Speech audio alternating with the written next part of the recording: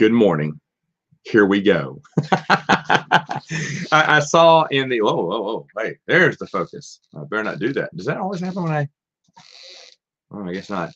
Anyway, I saw in the comments someone says, "Hey, I'm here for board games." Hey, man, I'm always here for board games. It's just everyone asks me Star Wars Expanding Universe questions. But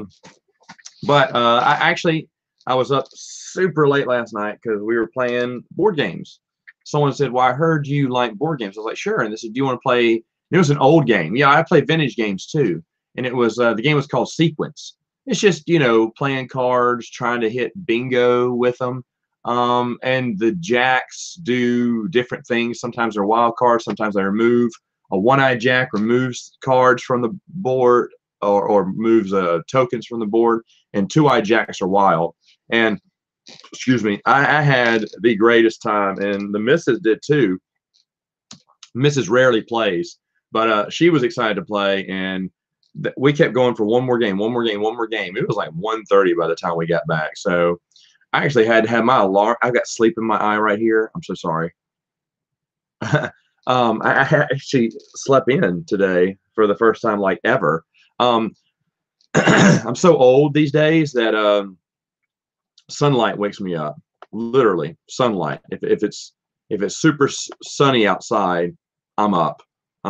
I can't sleep past 8 unless it's overcast, and I can only make it to 8 if it's overcast. But if it's a sunny day, which it is today, I'm up by 7 easily, if not sooner. I usually get up at 6 anyway and go work out. Like, you really wanted to ask me a question. Matt, what's your personal sleep routine? I wake up at 4:30 in the middle of the night and pee. Is that true? Sometimes. All right. Let's get to some of these questions. I will say one thing. I may not read all of your question because a lot of you have very long-winded questions. But who knows? I may read it anyway. All right. I tried to move. Hold on. Let me move it back. I tried to move my camera center in front of my laptop, but I cannot read. Oh, wait. Maybe I can shift it over. I'll make sure you can still see me. Oh. Yeah, this is the magic. It's on a stand, and I just... there we go. There we go. I don't want it all wonky. Let's get to some of your questions now. Let me make sure that everyone can hear me. Yeah, I think everyone can hear me.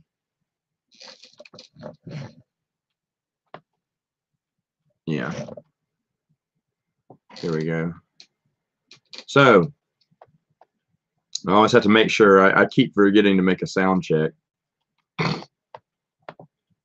No more delay. Let's do this. Josh Farr said, "Hello, Josh. Are you with me today?" I think you may be. Timothy Zahn said he wanted to write a novel where a clone of Thrawn teams up with Ben Skywalker. That's interesting. I've never heard that. I'm not saying it's not true. I've just never heard that. That's interesting, though. Although I doubt he'll write it for Legends, which he won't. When it's continued, would you like to see the idea come to life in a novel written by someone else? If so, what author would you like to write it? I probably would say no, only because I'm happy with the three Thrawn stories we got, and that he didn't bring him back is refreshing to me. Even as a clone, I probably wouldn't want to do too many clone stories. And but it's interesting to hear him say that because, to my knowledge, Timothy Zahn had zero interest in writing anything after one of his characters may have died. He was not happy. So that's why he refused to write in that era. But that's very interesting, though. When comparing Episode 8 Luke to EU Luke, some people say that Luke is out of character since he tried to kill Jason in Legacy of the Force Inferno. What's your response to this? Well, my response to them is read Legacy of the Force Inferno, and you'll find out that Luke was not going to kill Jason. In fact, the whole reason he would not go after Jason after the death of his wife was because he knew, if I go after him, it's going to be in anger, and then I'd follow the dark side. So I can't go. Janie, you're going to have to go confront your brother. That was the whole, and it was a brilliant way because the writers at the time were thinking, hold on, we've already established that Luke is the most powerful Jedi in the universe. And we've already shown how he can just take on Jason like that, which I thought was beautiful. And they said, what would stop Luke from just stopping Jason, putting him in his tracks, or just killing him? And excuse me, someone said, well, what about killing off Mara Jade? Then he wouldn't go after Jason because then he'd be afraid. He's afraid to follow the dark side. He's overly afraid. That's kind of Luke's weakness. He doesn't want to, I don't want to do anything that may be bad. And so he hesitates a lot. And they thought that was a brilliant idea. And of course, that caused the death of the character, but for a good reason. So EU Luke is just like Luke from the books. And here's why. In A New Hope, we see a Luke Skywalker full of hope, right? He's looking at the twin suns on his hometown, his home planet go down. He is just so, save a princess and a big Death Star that's never, no one's ever cracked. Yeah, let's do it. We can do this. He's so positive, and that's youthful, positiveness. And Han makes fun of that in the movie. But Luke is always positive. And Empire Strikes Back, when things are at their worst, how is Luke? Luke's fine. Luke's fine. He knows, even though things are bad, he's hugging Leia at the end. It's like, all right, you know what? I had a really bad day. I found out who Daddy was. But he says, I think it's going to be good. I think it's going to be, we can overcome this. And then Return of the Jedi, Luke's the only one who thinks he has a chance on turning Vader. Even Vader doesn't think. He said, son, you're wasting your time on me.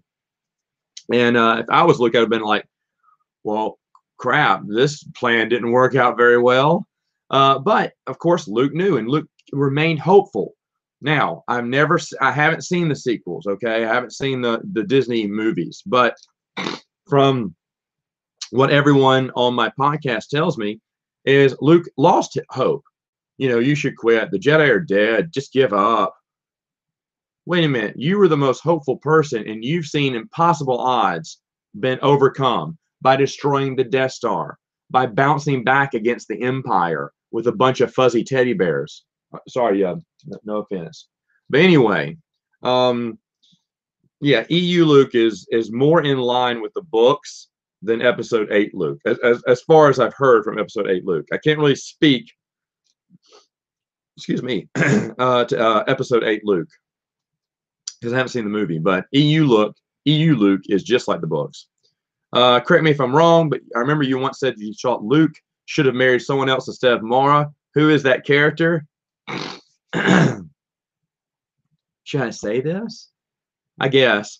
It's not popular, but I was a big Callistia fan. I was a huge Callistia fan. What is your reaction to Coruscant being in Phantom Menace after reading the Thrawn trilogy? I loved it. I loved it. In fact, Rich Handley, they were writing a More Civilized Age, the Sequart book that I wrote for. He actually entertained the idea. At first, he was going to do one about a set of young adult books and talk about how trashy they were. And then he thought, well, I'm not going to write an article trashing the EU when it's about the EU. Let me write about something else, like how much stuff from the books are in the prequel movies. And he said, but I need y'all's help. Now, I don't know why he didn't write that one. I don't think he wrote that one, but we provided a ton of references. I remember I provided a ton, but so did a lot of other people. And there are just a ton of references, vehicles. Of course, he consulted West End Games stuff all the time when building the prequels, but there's just tons of stuff from the prequels that was in the EU. Now, to be fair, a lot of that was unused ideas that Lucas gave the EU and said, here, use this, and they did. And so he recycled those ideas as well. So it's interesting to see how those kind of complement each other. But I thought it was really cool. All right, now you said, looking back on Legacy of the Force, I feel like Karen Traviss hindered the story, including the Mandalorians, too much. I don't mind them being in it. My problem is she focused too much on Boba Fett and the family issues, which I didn't care about, since it means to be about, since it means to be about Jason. Anyway, what do you think? I totally agree. When I get to it, I'll say it. But all right. Full clearancy here. I don't like Karen Traviss. I just don't like her. I don't like her as a person. I don't like her as an author. I was kind of already established in one of my reviews. However, her books in Legacy of the Force weren't that bad. It was I believe they were the weak spot in it. You know, it's like a runner who hobbles every other step. She was the hobble in that run. It didn't throw off the tempo too much, but it was evident that she was, when she was writing. Let me see. Let me turn around now. Which one? Where was it Legacy? Yeah, it was. Hold on. I got it covered. Yeah, you got Troy Denning. Oh, that's gonna fall. All right. You got Troy Denning and you got Aaron Austin, who are just, in my opinion, just fantastic authors. And then Karen Traviss just wasn't up there. I think, well, I've said this before, I think Kathy Tyers, who just did one book for the New Jedi Order, I thought she was wonderful, and I thought she should have given more. She should have been given more chances. Now, maybe she was, and she was just too busy. But I really, if they wanted to include a female author, I think that's the person you go with. Because Tyers, and I've been praising some of her stuff in the old West End Games adventure journals. She thinks outside the box and comes up with new perspectives on things. I really like it. Now, Karen Traviss is known for Mandalorian, right? Mandalore writing. So it makes sense why she would write more about Boba Fett, focus about Mandalorians and stuff like that, because that's her shtick. But you're right, that's not what was needed in the series. And that's why it's not bad, but it falls a little bit short. You're like, why are we reading about this now? Whereas Aaron Austin and Troy Denning tend to keep to the main storyline more. And that's what I mean by she fell a step behind. The books aren't bad, but, you know, and I think I'm being very fair for someone who was called a Tally fan online by Miss Traviss herself. That being said, I'd like to meet Karen Traviss just to see what she's like. I want to ask her what happened with her and Lucasfilm. All right. Son of Luke says, is this the year new Legends novel could be announced since the sequel trilogy is wrapping up? No, but I would love to be proven wrong. I would love to eat my words. Lucasfilm, make me eat my words. Bring out a novel. I will bring out an apology video for being so wrong. But I think next year, with a potential billboard, maybe, we would have a nice little chance of letting them know. But I'm going to wait on that answer because I know someone asked a very specific question about that in here. Yeah, this time I did read over the questions. Okay, General CJG says, which, by the way, if you don't know, CJG stands for Colorado Juggling Guy. I know that. All right, number one. What do you know of the ancient race of Celestials in terms of Star Wars continuity? Well, of course, there are beings, the architects that kind of created the universe. Not much is given from them. I mean, they're mentioned in a lot of books, and there's a guide, I want to say, Guide to the Force, that, oh, you say it here. Yeah, the Guide to the Force kind of talks a little bit about them. And I think there's a Wizards of the Coast supplemental that talks a little bit about Celestials, but not much is known about them. All right, my first question regarding this: were Celestials first mentioned in the Dark Nest trilogy back in 2005? No, they were actually first mentioned in Lando's trilogy back in 1980. And so people say that it came from the Star Wars Clone Wars in 2008 by Dave Filoni. Nope, sorry, didn't happen. Did he call those people Celestials? I know the episode you're talking about, but I know the books tied it in and said those were Celestials that Obi-Wan and Anakin Skywalker met, but I don't know if he named them Celestials. He could have. I'm just saying I don't know. But no, they've been mentioned for years.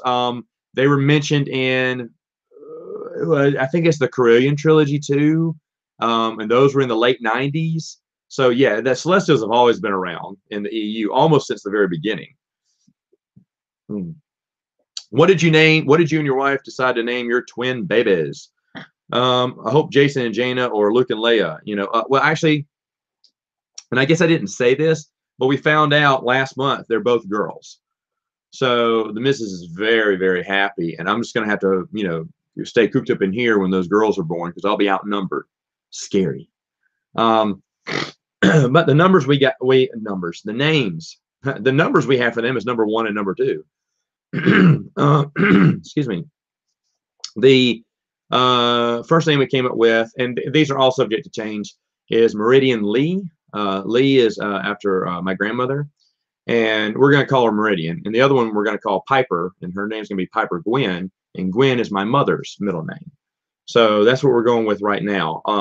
The names don't have to match; they don't have to rhyme because my wife has a twin sister whose names they do not rhyme, they do not sound anywhere the same, and they're nothing alike. You don't even look alike. And these kids are going to be paternal too. They're not going to be identical. That's what the doc said. So we'll be able to tell them apart very easily.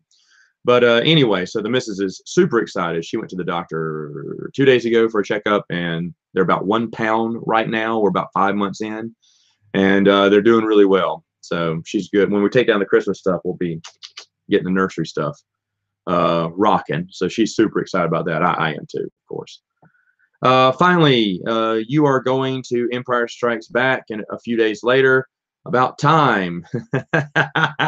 There's a lot of short stories. I'm not going to hit my review of Empire Strikes Back, by the way, till the end of the month, possibly. But there's just a lot of stories to talk about. Now, I want you to review Shadows of the Empire, Bounty Hunter Wars, Truce of Bakura already. Speaking of reviewing the EU in chronological order, do you think you'll finally get to the New Republic? And when you do, when you finally review the Thrawn trilogy? Oh, when will I do it?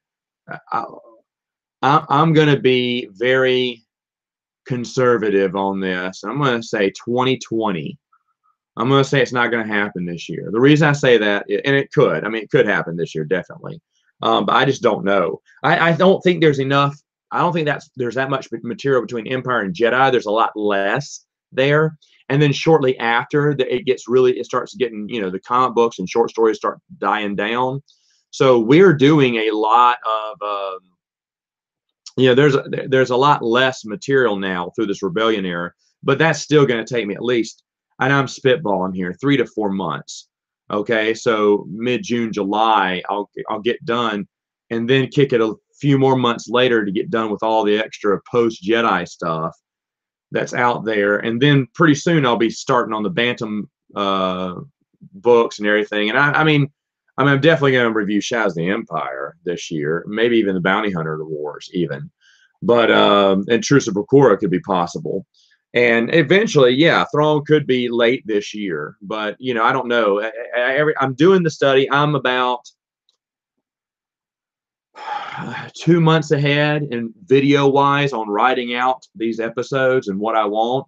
I'm trying to stay ahead, but mapping it out and putting pieces together in the Rebellion era is hectic, only because there's so many out there, and there's some that I have that people do not have listed on any of their. I talked to someone about this just yesterday.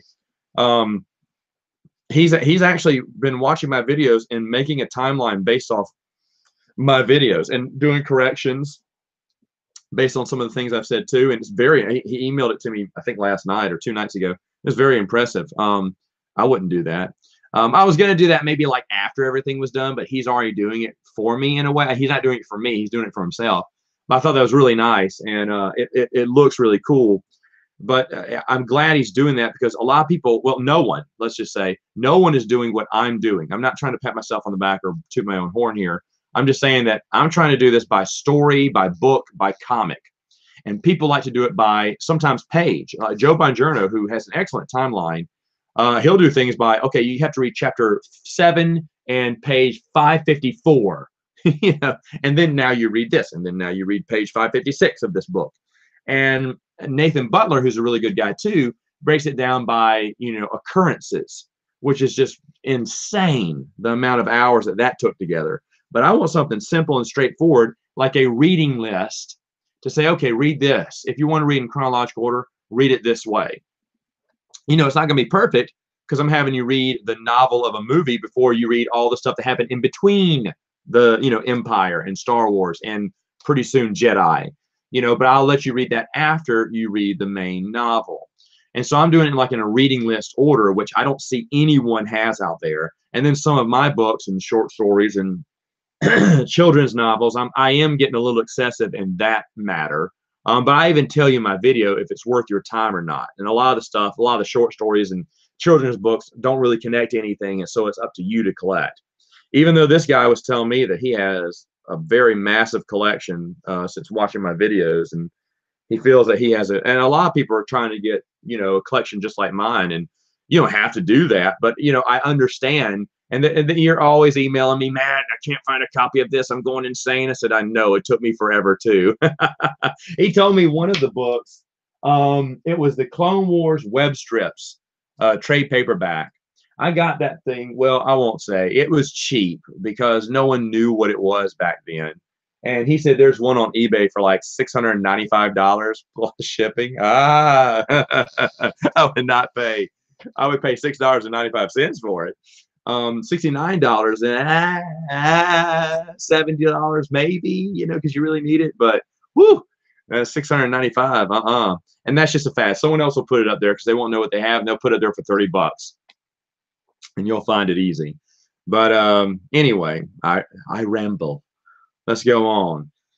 How do you deal with the Clone Wars 2008 references in EU books, meaning Dave Filoni's Clone Wars? Do you simply retcon them as in canon, meaning non-canon, or do you look at them as S-canon with the comp nor retcon from Fantasy Flight Games or through other means? You got it right on the nose on that last one there. Fantasy Flight, comp nor, man. They did a great thing for us. On the expanded universe, .com, you know, the website that I contribute to weekly. New video came out today. But the one that I contribute to, someone wrote about Christian T. Peterson stepping down from Fantasy Flight Games. And hey, now my board game people who are watching this perked up. He actually stepped down. Now, I like Peterson. I think he's a really awesome guy because he made one of my favorite games, obviously, Twilight Imperium. I think Twilight Imperium 4 was brilliant. It's just a shame that my group is so used to playing Twilight Imperium 3, and Twilight Imperium 4 doesn't have all the things Twilight Imperium 3 does. But even with Christian Peterson gone, I hope they continue to bring out those expansions for it, because he was the mind behind that and the father of Fantasy Flight Games. Fantasy Flight Games gave us another great thing when they gave us that retcon, which is also explained very intuitive by Chris on the website. He does an article about that. He did that like a few weeks ago, but I thought it was brilliant. It was brilliant. And just talking about the retcon and what it means and what it stated. And, you know, was it Christian Peterson who put that together? No, he sanctioned it. But that the people at Fantasy Flight, I would like to know who did that, because, you know, they were doing it to make everything, to make the EU smoother. And I thought it was just great. It was just great. I'd like to shake that person's hand. Now, they stuck that by Lucasfilm, who wasn't really caring at the time. I doubt they approved that, or if they did, they didn't even see or notice what was going on. But it was a great retcon. And when I asked, excuse me, when I asked the guy, and I can't remember if Jeremy or Dylan, who are friends of mine who watch the show, or watch this YouTube channel, were with me. I want to say Dylan, because Dylan probably hung around Fantasy Flight all the time for their X-Wing stuff, but it may have been Jeremy. And the guy told us, he said, well, that's the way you could interpret it, like smiling, like he knew, yeah, I know you guys wanted that, so that's why we put it in there. Now, of course, is that a confirmation? Maybe, but I really appreciate it either way. Now, if you ask people, they'd be like, what, nerd? What'd you say? But I apply the comp nor retcon from Fantasy Flight Games. A lot of people did that before they even heard that, because they just assumed. I think Dylan came up with that idea before it even went into print, which I thought was a good idea. But I said, well, unless someone brings it out, it ain't gonna work. And then Fantasy Flight did it right before their books switched from Legends. It was great. Kid Creator says, Hold on. This is one of the long ones. Oh, okay. He bought Darth Vader and the Ghost Presidents, one of his favorite Darth Vader comic books, along with Purge. Purge is great. My question is, in Ghost Prison, Trachda, if I say that right, is introduced, but the ironic thing about him is that he stages his own coup later on down the line. I was wondering if you covered the story already, because I was looking through your archives and I don't see it. Yes, I did. I looked this up. I think it was episode 110. You're welcome.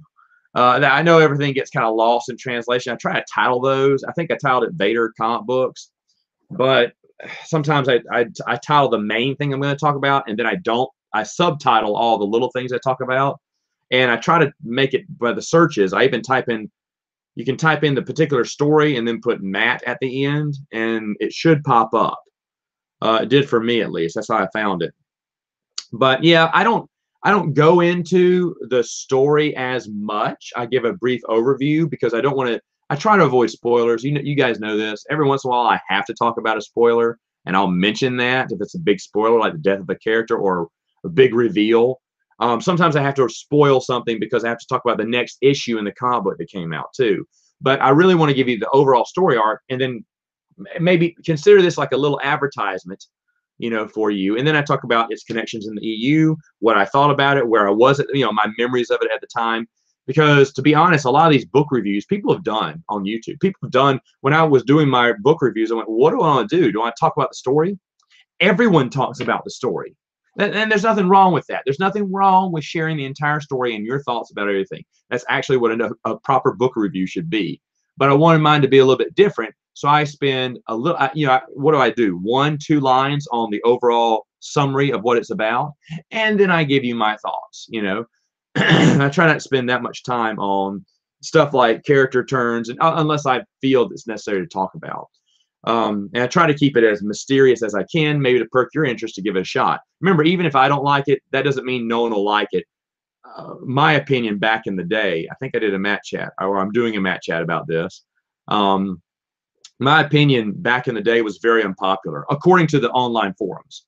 A lot of people loved books and stories and comics more than I did. I wasn't saying I was cynical of the EU. I was a fan, but I seem to like the stuff that other people didn't like. That's the same in board games. People who are here for my board games, don't go away. I'll answer board game questions. I love board game questions. But a lot of people have told me, Matt, I love your top 100 list because you don't have a lot of games. You've got a lot of games I've never heard of before that sound very interesting. Thank you. Thank you. I like to look at games that others don't look at, but I like games that are mainly different. Someone else's top 100, you look at anyone else's top 100, I do all the time. They're all, at the most, there are 10 games on their list. It's very rare that they have more than 10%. We share 10% of the same list, because I just have different taste, I guess. There's nothing wrong with that. I'm not trying to be a snob. I've tried some of those popular games. Someone argued with me the other day. He's like, why don't you have Power Grid on there? I said, because it sucks. He didn't think so. I would give it another shot, but I just wasn't impressed. So there's a lot of games out there that I've played before, but I just, not. And the same thing with the books.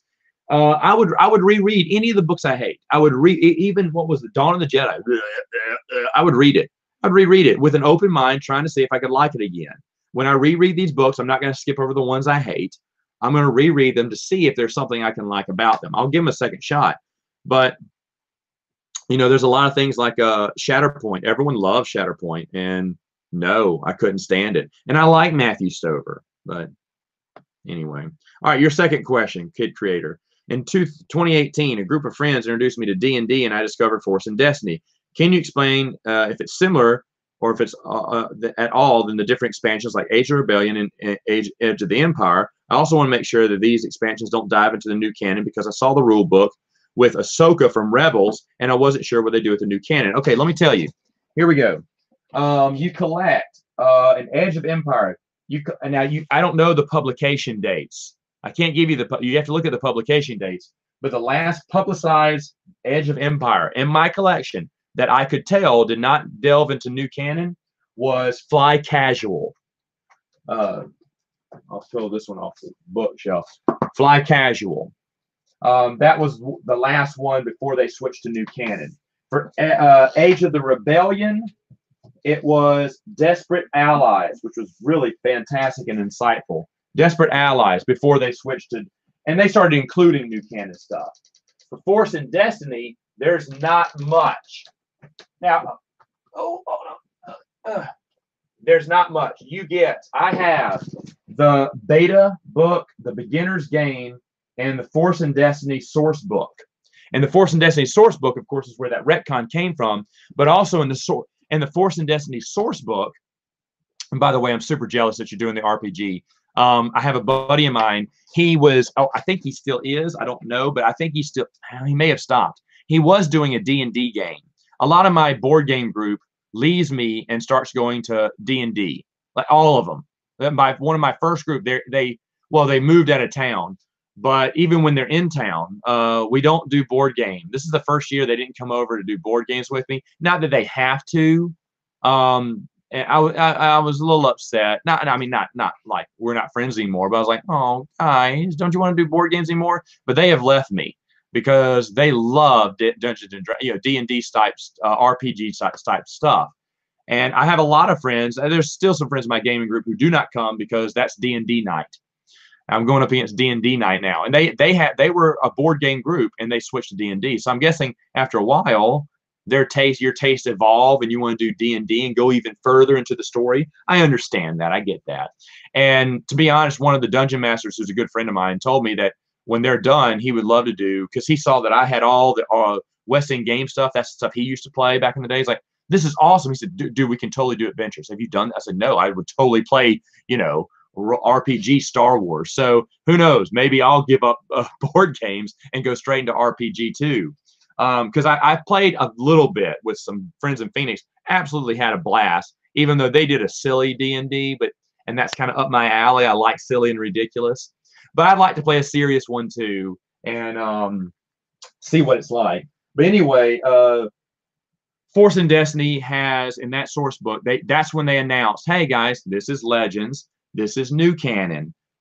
Pretty soon, we're going to go ahead and we'll put labels on what's Legends, what new canon. And that's when I knew, it's done. And I checked out the next one, and sure enough, it had Rebels stuff, TV stuff in it. So then I just stopped getting them. And so did the Edge of Empire, and so did Age of the Rebellion, especially Age of the Rebellion, if I remember right. So that's where I stopped in my Fantasy Flight collection. Now, if you want to go ahead and get the rest of the books, I think they're very insightful. It's a huge step up from the Wizard of the Coast. Wizard of the Coast. And maybe a lot of people say, Matt, I wish you do the individual reviews of the RPGs. Well, I never played the RPG, so I don't feel like I'm the expert in that. However, Wizard of the Coast, I agree with everyone. It was a huge step down from West End Games. Fantasy Flight is a step down from West End Games too, but not that bad a step down. It's okay. It's very insightful. Come up with new ideas. But no one took the creativity and the imagination like West End Games. Nobody. They were more imaginative than, a lot of the EU even. I mean, they were just, wow. That was a big think tank. In fact, a lot of those authors, people who wrote for them, wrote for the books. So West End Games, goodness gracious, they had it going on. They nailed it, in my opinion. All right. John. Okay, let's see, John. I'm not sure if I asked you this before, but if Luke retires from his position as Grand Master of the Jedi Order, which I believe books were subtly indicating would soon happen, I agree. Whom do you think he might choose as his successor? Personally, I think Kyle Katarn would be a great choice. I agree. Being groomed as Luke's successor might even make it for a nice plot in the next Jedi Knight game. That's actually insightful. I guess the only problem is Kyle Katarn is about Luke's age, and Luke is getting old. He probably wants to find someone younger, and I agree. But I disagree with anyone who says it would be Ben. I would think Sabatine. Am I saying that right? Sabatine. I think she would be perfect. And as an alien, who knows how long she has to live, but I think that'd be a nice change of pace there. Cornhorn is the same age or close to the same age as Luke, or I think maybe older. So he wouldn't be a good choice. And Kip Durin, even though I love him and I would definitely vote for him, there's no chance. The way the EU was working, there's no chance Kip Durin was going to be Grandmaster ever. Or they just could have come up, made up a new character. Someone mentioned it could be Leia. Remember, Leia's the same age. So I would say Sabatine. So I already asked you if how you'd like to see Luke and Han meet their friends in the EU, or meet their ends. Someone can't read. In the EU, personally, if anything, I would like for her to retire from politics, devote her entire focus on the Jedi Order, and finally be promoted to Jedi Master before it's long overdue. As for her death, I think that, like with Luke, having Leia die peacefully of old age would be appropriate, and I agree with that as well. It'd also be kind to Carrie Fisher's memory. Yeah, that's nice, but remember, all the actors who play these characters are going to die. Harrison Ford, I'm not trying to be mean here, but I mean, dude's like what, 80 now? I mean, he's getting old. These guys are getting old now. I can't believe, and I'm happy that Clint Eastwood's still alive, but dude, what is this guy, 90? I'm being serious. I think he's 90 or something, making that movie, and I hear he's good in it. So good for him. Good for him to keep working. But eventually, all these actors are going to die, and I don't think it's being disrespectful to their memory to write a character like that, to have the character sacrifice themselves or kill them off violently. I don't think that's going to be disrespectful. But that being said, I do believe they would, should.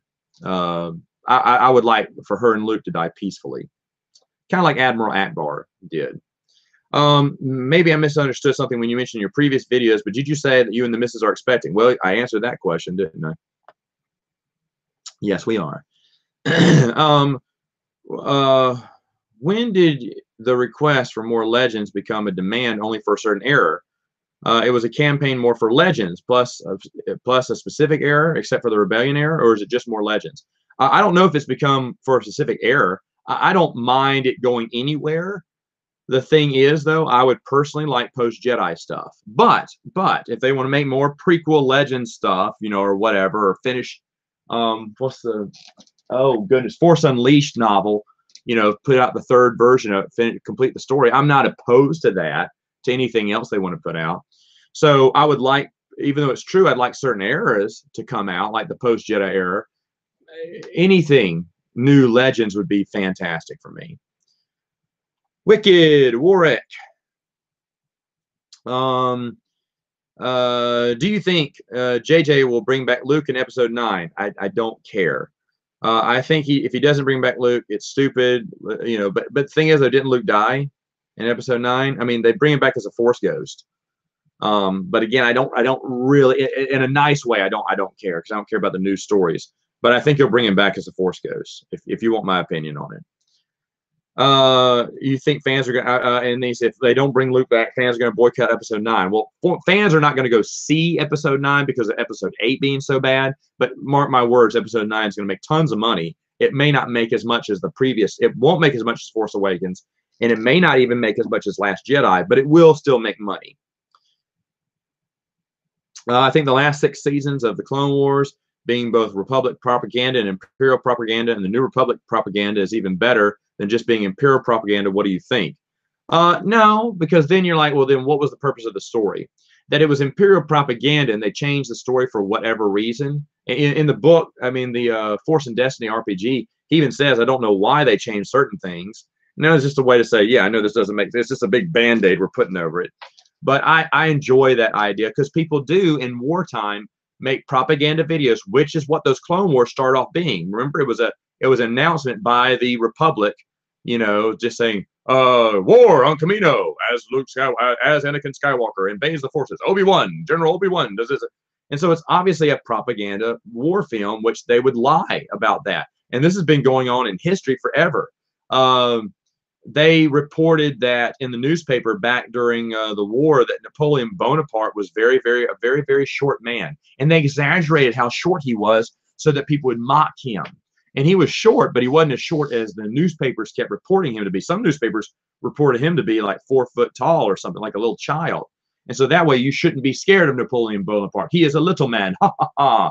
And yet he wasn't that little. They exaggerated on it, but it was just to, get people to pumped up to, say, yeah, we can win this war. We're not afraid of him. And they still do that. Hitler cartoons about being an idiot and being punched in the face by Captain America back in the comic books day is all propaganda to make you not fear them as much, make them look silly and ridiculous, and we can win. And propaganda has always been like that. Sometimes they change certain facts and stuff. You're like, why'd they do that? For whatever reason. So I like the idea, and I think that's a really cool idea. You say you see Darth Maul survive on the Clone Wars. holodrama horror stories to scare children. His survival doesn't make sense is basically what you're saying there. What do I think? Yeah, I didn't like Darth Maul coming back in the Clone Wars book TV series either. Lucas definitely approved that. But and folks, I know I have seen this interview or read it somewhere, but I can't find it. I can't find it. So maybe I made it up. But I swear the reason that George Lucas cut Darth Maul in half is so. And I remember the quote. He said, because that way there's no possible way they'll bring him back in the books. He said because they brought back Boba Fett and he thought Boba Fett should have died. But when they brought back Boba Fett, he's like, oh, geez, well, yeah, we never saw him die. We just saw him fall in the pit. So he's okay, well, I'm going to cut Darth Maul in half so they can't confuse it and bring him back to life. I remember him saying something like that, but for the life of me, I can't find anywhere where that quote is. So do not quote me on it. That's just what I remember hearing or seeing one time in an interview that is lost in time because now and it wouldn't surprise me that, you know, Lucas himself does a 180 on a decision. It wouldn't be the first time. Do you think George Lucas story treatments and sequel trilogies should be released as a trilogy of novels or comics? Not really. Plus, I don't think we'll ever see it. I don't think we'll ever see it either. I know you mentioned that the comic books, they take George Lucas's original idea for Star Wars and put them in comic books. I had zero interest in that comic book series, and I didn't buy it. And I heard it wasn't that good. And I think the same would be said for here, because Lucas is very creative, but a storyteller he needs help with. He has a great imagination, but he needs help putting it together and kind of rearranging things to make the story work. Maybe I'd like to see the notes on it, but a novel series or comic book series, no, I probably wouldn't be interested. RJ asked, what are my favorite expanded universe novels? Well, you'll find out as I do my reviews. Michael writes a few ones, and Michael, I laughed at these. Please don't think I'm making fun. I just laugh because I think they're funny questions. But will you think there are more Star Wars original universe to become canonized? Like, will the Vong become part of the official Lucasfilm production? I honestly don't care. You know, like I said, the whole reason they got rid of the EU is because they said, we want more creativity. And then they borrow from the books all the time. Now, that's their prerogative. Remember, they own all these stories. They can take apart whatever they want. The more they take apart, nothing impresses me. Nothing impresses me. Matt, look what they brought over. Matt, so-and-so is now, Garrick is now in the canon. Matt, Thrawn is, yeah, I don't care. I don't care. I want my own story. I want them to continue this story, not rip it off and redo it. And like I said, totally they're within their right to take those ideas. I think they were very creative, but wasn't the whole reason you told us you got rid of these books, the canosity, I'm saying that right? Yeah. Canosity of these books is because you wanted to go new places, yet I'm not seeing that as much.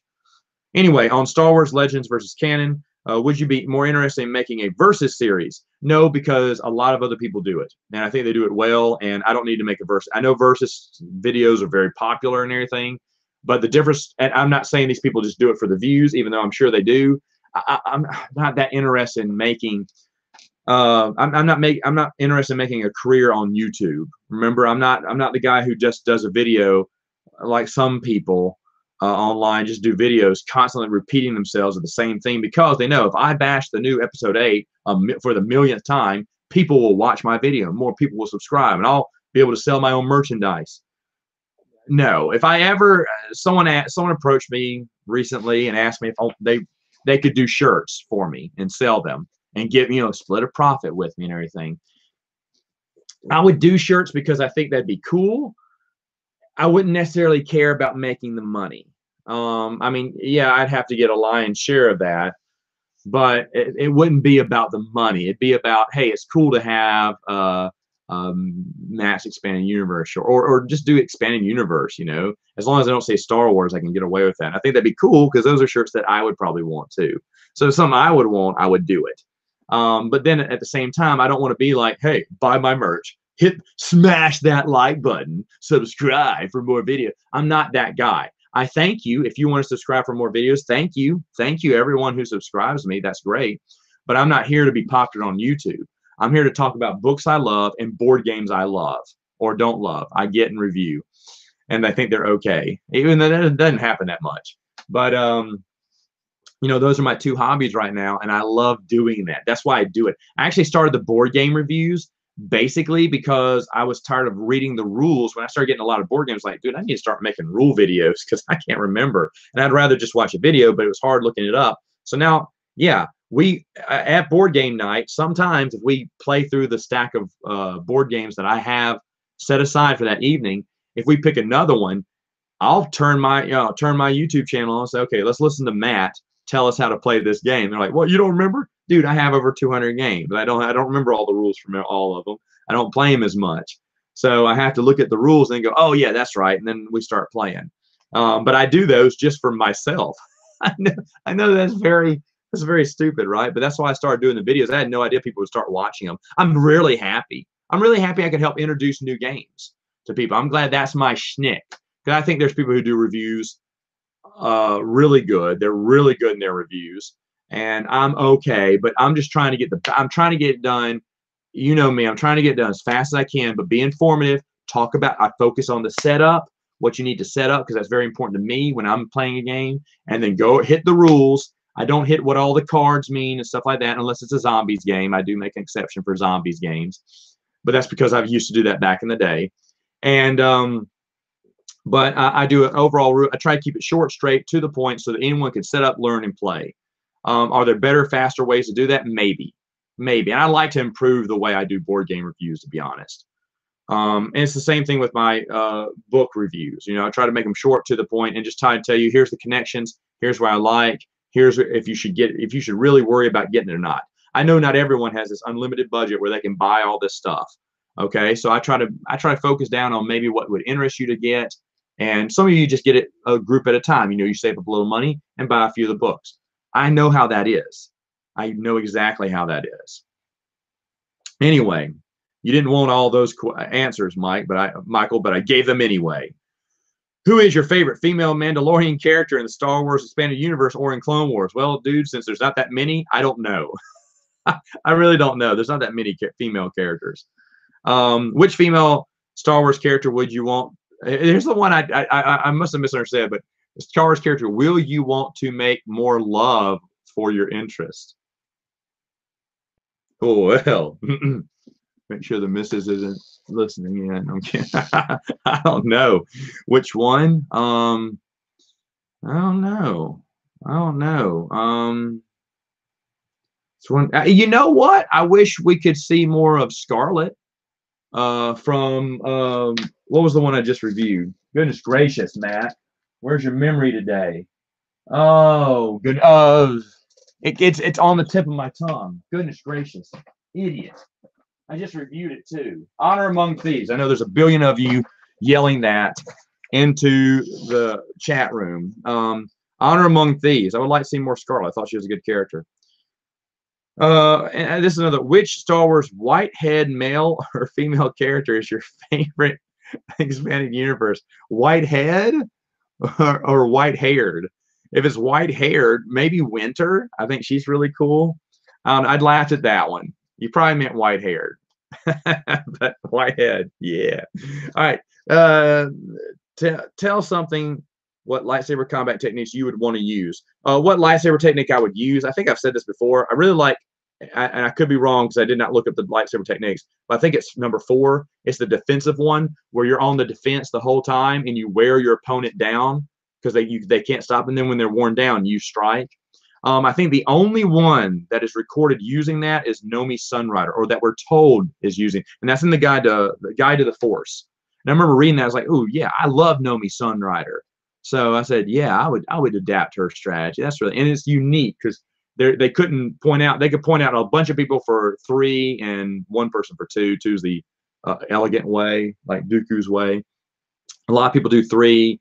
1's acrobat. I want to say I can't remember now. 5 is I think the big attack, which Darth Vader and a bunch of Sith use. 6 is the acrobatical one, which would be cool too. That's the one Yoda uses to make up for his shortness. So yeah, that's the one I'd use. Anyway, all right. Ooh, ramming through these. Official Rave Blitz says, hope for Legend. What hope for Legends do you have this year? Well, I hope we can get Ray Bliss. I hope we can get the billboard funded, you know, at the end of the year. I hope we get that billboard funded. I think that'd be a good one. Tony, your question, I'm skipping. You know why? Because we're going to talk about it later on. Natsu Dragneel says, have you seen any of the James Bond films? No. I've never seen a single James Bond film. There is I call it my famous or infamous five. There's five types of films or films in period that I've never seen before. Any James Bond film is one of them. Of course, any new Star Wars film is the other. But these are film, you know, if I say this, people are going to go, what? The films that make you go, what? You've never seen that? Another one, I've never seen A Christmas Story, the old classic Christmas Story. That's kind of weird because I'm always about classic movies like that, but I've never seen that. And then the last two are Avatar. Never saw it, never was interested in it, never had any interest in it. So never saw Avatar. And then the last one was Titanic. Never seen Titanic. Now I did have other lists on there before that. I added Christmas Story, James Bond films, and new Star Wars films to it. I have now seen, as of 1 or 2 years ago, Forrest Gump. Just saw Forrest Gump last year or 2 years ago. It's okay. The reason I never saw it before because it was rated PG, and my mom would only let us go see PG movies. So when we were in high school, we'd tell her we were going to see Forrest Gump, and we'd watch Die Hard with a Vengeance, you know, or the new Eddie Murphy rated R comedy. We would do that all the time. So my mom thought for years that we had seen Forrest Gump like 13 times. And I remember I let it slip one time that I'd never seen the movie. Saying, Matt, when it came out, you watched it all summer long. I was like, oh yeah, Mom, about that. And we kind of told the truth. The second one that I just recently saw was E.T. I saw E.T. This is, again, 1 or 2 years ago. I saw all these in the same year. I can't remember if it was last year or 2 years ago, but E.T. I just finally saw. And I just never watched it because my little brother was scared of the E.T. alien. And so my mom wouldn't let us watch the movie because it would scare my little brother. Seriously, we watched Wizard of Oz once as kids. And then Mom forbade us to watch it again because the witch scared my little brother. Everything scared my little brother. So anything that scared my little brother, we couldn't watch. We couldn't watch Scooby-Doo because it scared my little brother. So I never grew up watching Scooby-Doo either. Because Mom said, nope, that's too scary for your brother. And we're like, what? So we hated, oh, of course we hated a little brother all the time. But that was one of the things I couldn't stand on him. So we couldn't watch E.T. because of him. And then I just stopped caring. E.T.'s a nice film. It was enjoyable.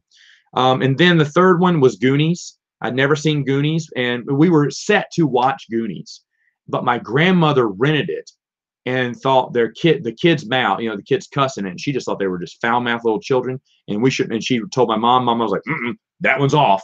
So we never got to watch Goonies. Now, when I finally got to watch Goonies, I thought it was okay.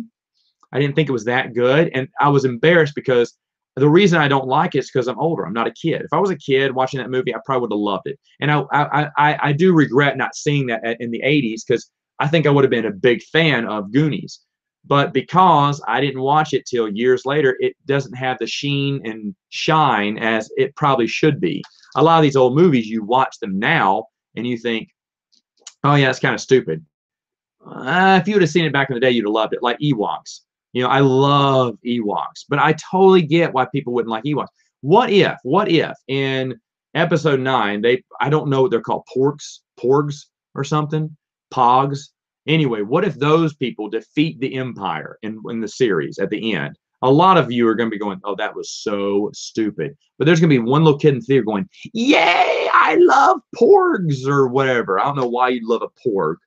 But anyway, there's some little kid that's going to say porgs are my favorite. He's going to grow up 20 years from now having porgs everywhere, porg memorabilia everywhere, and doing reviews of the new canon. No son of mine will be like that. But anyway, so that was a very long answer to your question that you did not want, probably. Seraptine says, who shot first? Han. Always Han. Jedi Acolyte has the last bit of questions for me. Are there any areas in Star Wars that you would like to see explored more, such as the Minos Cluster, Wild Space, Unknown Regions? And do you think New Jedi Order was handled well in hindsight if there could have been a multimedia project straight out of the gate like Shadows of the Empire or Clone Wars with all areas covered, meaning books, games, comics, or strictly released in just comic or just novels? I would have loved to have seen cross-promotional, a New Jedi Order video game would have been awesome. Awesome. So I would have loved to have seen the multimedia project. I don't think it was handled badly. I think it was handled very well. I think it was ingenious because it was very nice to see all these books coming out in one era that all connected to each other. I really, really liked it. I thought it was just a brilliant idea. Bravo for Del Rey for being so bold. You talk about being new and different, being creative and imaginative. Del Rey took the expanded universe and ran with that ball. They showed us things we'd never seen before. The scales fell off my eyes the moment I opened up the first book. I was like, this is different. This is not your grandma's Bantam books. I love the Bantam books, but it was just high speed, high octane. It was great. So I think New Jedi Order was handled well. I would have loved to have seen more. Yes, obviously. Would I like to see more stuff explored? Of course I would. Stuff like the unknown regions and wild space. I wish they would have done I'm gonna move this back around this way because now I'm gonna get to your live questions in a minute. I would have loved to have seen them do a Star Trek based storyline. I hate to use that title because everyone's gonna be like, oh, Trek. But no, I like to see something like Star Trek based where they go in and start exploring this. Maybe they send an Alliance cruiser out there with a ship of people to. That's why I like the Farlander. No, not the Farlander project. Oh my goodness, where's my brain today? The Dark Strider campaign from West End Games, because the Dark Strider campaign focuses on them. It focuses on them exploring a new era, right, in the unknown regions, which I thought was really interesting. And I'd love to see a novel like that. This thing looks a little crooked. Do I look a little crooked? I look straight, but the whole house looks crooked. I may have to move this camera. We're moving it to stable ground. There. Oh, hello out there in TV land. Okay, that's better. This is what a villain in Batman in the '60s show looked like. That's when you know it's bad Batman is when I'm to the side. There you go. Holy cow! Already an hour. I'm giving you extra time today because they canceled my plans for early this morning, folks. I'm helping out with a wedding. I'm doing the DJ. I'm DJ for it. I'm the hostess with the mostest. I take care of the reception stuff. It's something I don't do much anymore, but there's one family I do it for all their daughters. Their youngest, final daughter is getting married, so my last show. But it's always fun to do. So I'm going to get stuff set up, but they pushed that date back. So it's 2019. Let's do some extra time.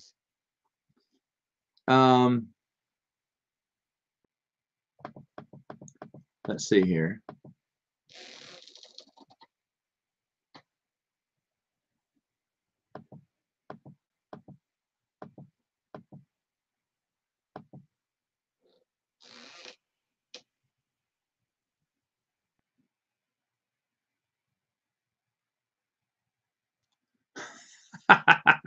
Why tie? Who crapped first? Probably me, because I got great bowels. I know you meant shot. That was just funny. I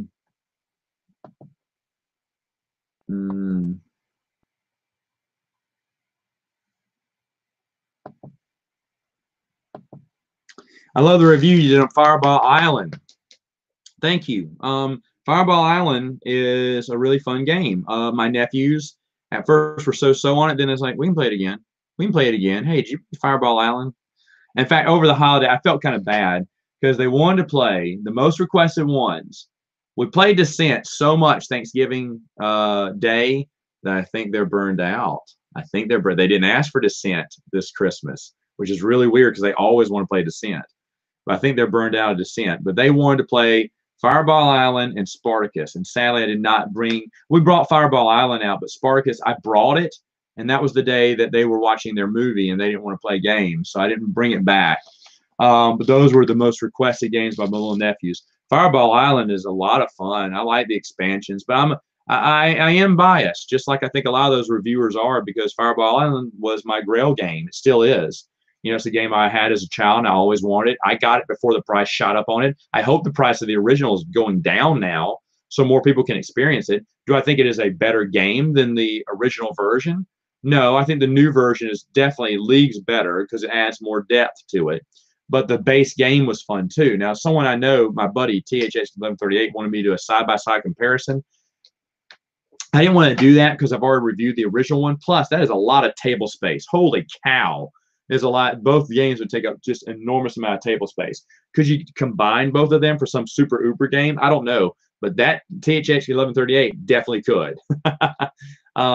He can figure out a way. That he is really smart on coming up with combining games together. But anyway, yeah, Fireball Island was really fun, really fun. It was always my plan to release it early, but there's so many people who wanted me to do that review on it. But yeah, it was really fun game. Love it.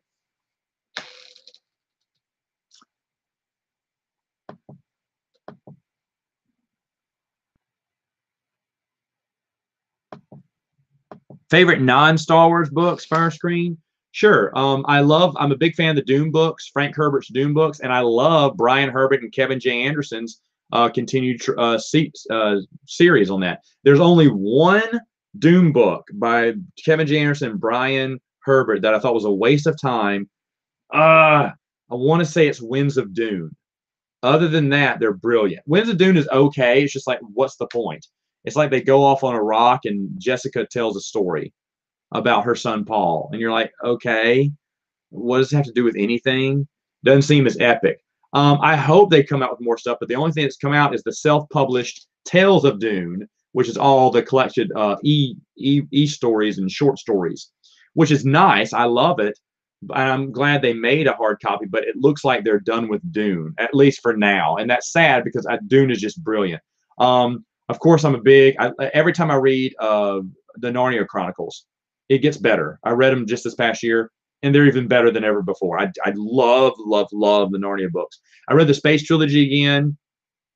It was good. It was good. But Narnia just outshines everything. I was hoping Space Trilogy would be even better, but it's not. It's not. It's good, but I may not read that one again. Reread it again. I'll reread Narnia again years later because I think those books are brilliant. Lord of the Rings. To be honest, I am heavily considering, after I finish this last play I'm in, I'm heavily considering picking up The Hobbit and going through that and Lord of the Rings again because I really love Middle Earth. The Harry Potter books were okay. There's a lot of flaws in it. Reading through them, I read through those again this past year. Reading through those again, I noticed there's a lot of like a lot of things like, well, that's stupid. Why didn't they just do this? But overall, still enjoyable. Wheel of Time is good. It gets good at first, and then of course it drags, like everyone says it does for Robert Jordan. Then Brian, I can't see his name there because I have stuff covering it up. But Brandon Sanderson takes over the storyline, and it's just brilliant at the end. So that's a good one too. Those are just a few of the books. I'm looking at my other shelf that I really like. I don't really show that shelf that much. Oop.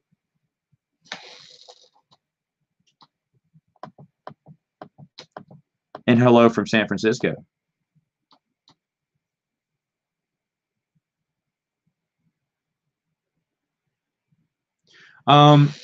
Ray Blitz says, Matt, my friend who is an EU fan is leaving the Star Wars fandom and said she didn't like the Vong and thinks Ari Salvatore is a hack. Any thoughts? Well, Salvatore, Bob, is a really nice guy, if you ever met him. If she met him, I think she'd disagree. A lot of people don't like New Jedi Order because they thought it was too dark and they thought Star Wars was not supposed to be that dark. And then a lot of people don't like Salvatore because he killed off Chewbacca, but that wasn't his fault. That wasn't his fault. And people like Stackpole vehemently defended Bob online and in letter columns. Stackpole has one of my favorite quotes. He says, if you want to read safe books, go pick up Star Trek. Go read Star Trek. You know, and I love that he defended New Jedi Order like that because a lot of people were upset by it. And I was like, what are you guys upset about? We want the books that are safe, and you know everyone's going to be safe in the end. And I was like, yeah, okay. My wife likes Hallmark movies too, but I want something with a twist. I want something that I don't know if all my favorites are going to be gone. But no, I think Salvatore is a really good author. I gave them away to a buddy of mine, but I used to have all the Forgotten Realms books for a while. I was into that fantasy, and that is what I call bubblegum fantasy. They're not as ingrained and deep as the Lord of the Rings trilogy, which is the father of fantasy. But they're good. They're good, and his books are fun and enjoyable to read. They're bubblegum, and enjoy them, and then you don't have to reread them. And I knew after I read them, I was like, those are fun. I'd never reread any of those Forgotten Realms books, so I gave them away.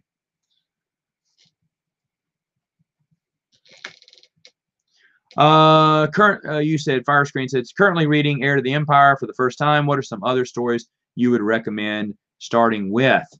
If you're reading that one, me personally, I really like the Bantam Era. I don't think you should read everything in chronological order, even though I know some people are doing that, and I plan to do that next time I read through it.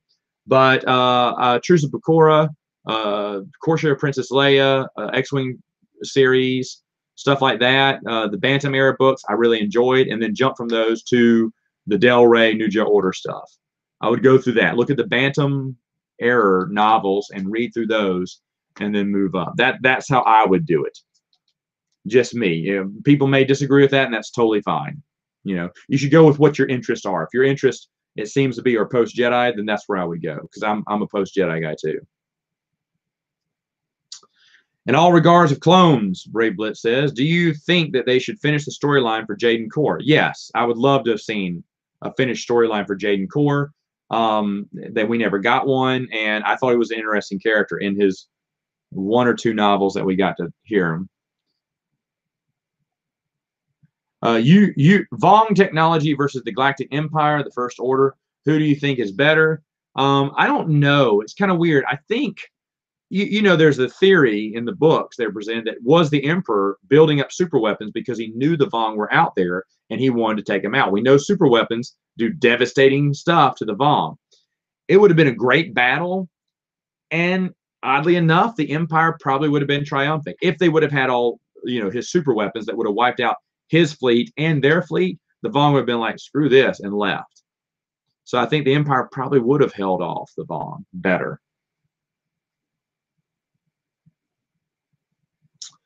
Axel says, just started reading Heir of the Empire. Awesome. On chapter 4, great dialogue. I totally agree.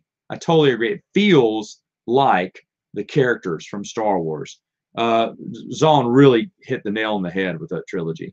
And Thrawn is a badass genius. Yes, he is. Yes, he is. It's really good. He's like the Moriarty of the series. Anyone who loves Sherlock Holmes knows who Moriarty is. Professor Moriarty was his nemesis, though not as big as every movie shows him as the big nemesis. He was not really that big in the books, but he is the genius, evil genius of the Star Wars trilogy, which is really good. What are General Grievous's origins? I always wondered that. You can, what was it? Visionaries? Star Wars Visionaries, the comic book talked about that. He was and you can look online for this too, but he was a general, got in a war, badly injured. They kept some of his organs. Mainly, he's cybernetronic now, and gave him these skills. And Dooku did this and gave him and trained him to fight against Jedi. But I think that is discussed. Now, it could be discussed in other things too, but I think it was discussed in Star Wars Visionaries. Whether that's canon or not is up in the air. I think Star Wars Visionaries is. Even though I do believe it may be canon. Episodes 7 and 8 aren't canon. Well, technically they are. They're the new canon. They're the new canon. When I talk about canon, I'm talking about the old canon, the old books, Expanded Universe. I did a bit of digging on the New Jedi Order, and according to the Essential Reader's Companion, I found out that Dark Horse initially came up with the idea for the Vong. Any thoughts on this?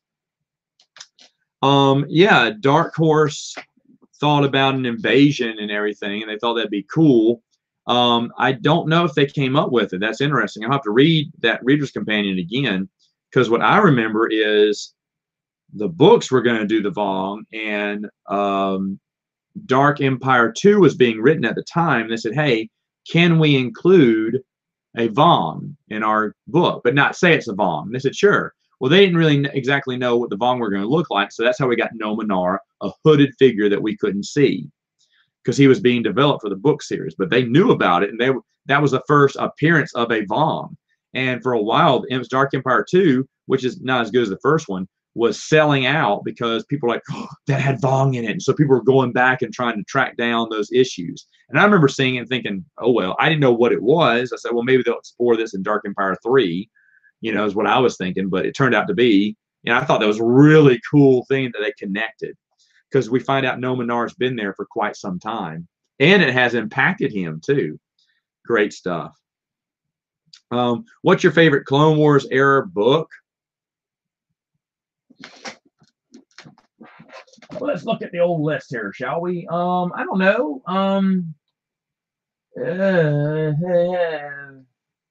Labyrinth of Evil, does that count? I don't know. Yeah, is that a Clone Wars one? Kind of. I don't know. That's a good question. Clone Wars, just Clone Wars novel. I mean, you want me to say Republic Commando probably, or Shatterpoint, but I just thought those were okay. Dark Rendezvous was okay, but I don't know, maybe, or maybe the Jedi Quest series, to be honest. Maybe that was it.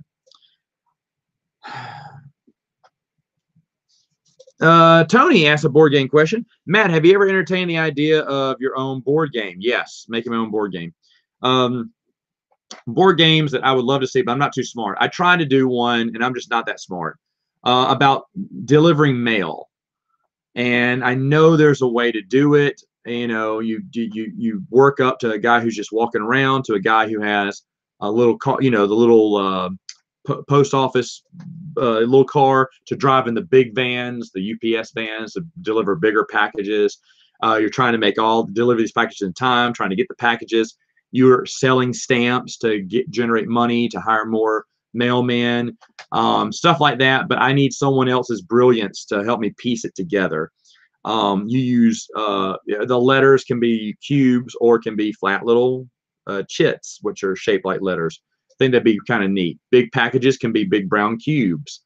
So the pieces are there, the idea is there, and I tried to make it work. I sat down one day while my wife we go to Canton, Texas every once in a while to go shop, flea market shopping, and she loves it more than I do, but there's a lot more stores that interest her more than me. So when she was looking around, I was sitting there trying to come up with this game, because I really thought it'd be, and it was even going, I was going to call it Postal, I think, and I can imagine a Norman Rockwell-esque art for all of them, like the postman delivering stuff, and I thought it'd be really cool. Maybe, that'd be something like a Stonemeyer Games would pick it up. I love Jamie Stonemeyer, and I'd love to present it to him, but I need to present a good idea, a good mechanism, something unique, because that man's really smart and he is not easily impressed.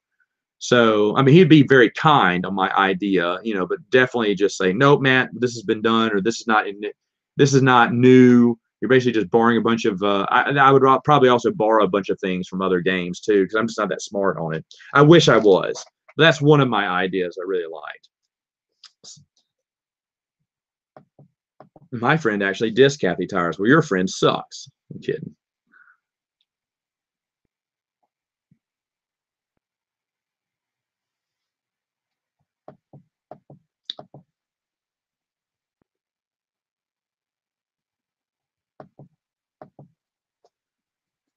Latvia, cool.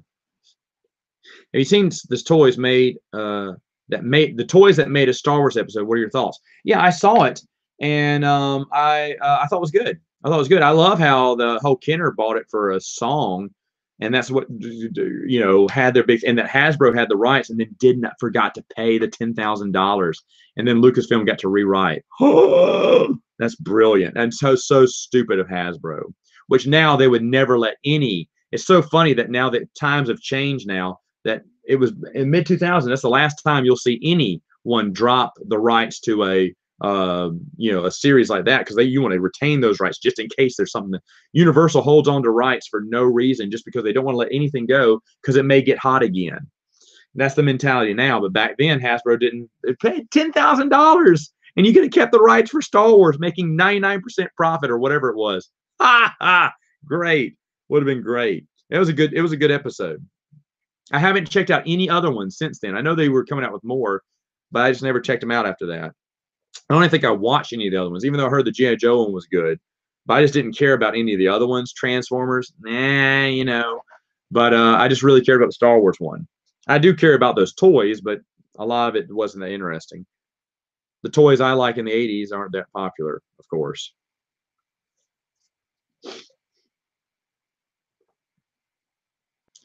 Thoughts on the Dark Woman? I like her. I think she's cool. Not much else about her. You know, you don't get to see her that much. Have you heard of a game called You've Got Crabs? Yes. I'm not much for party games. I'll be honest. The only party game I have in my collection, where is it? There it is. Say Anything.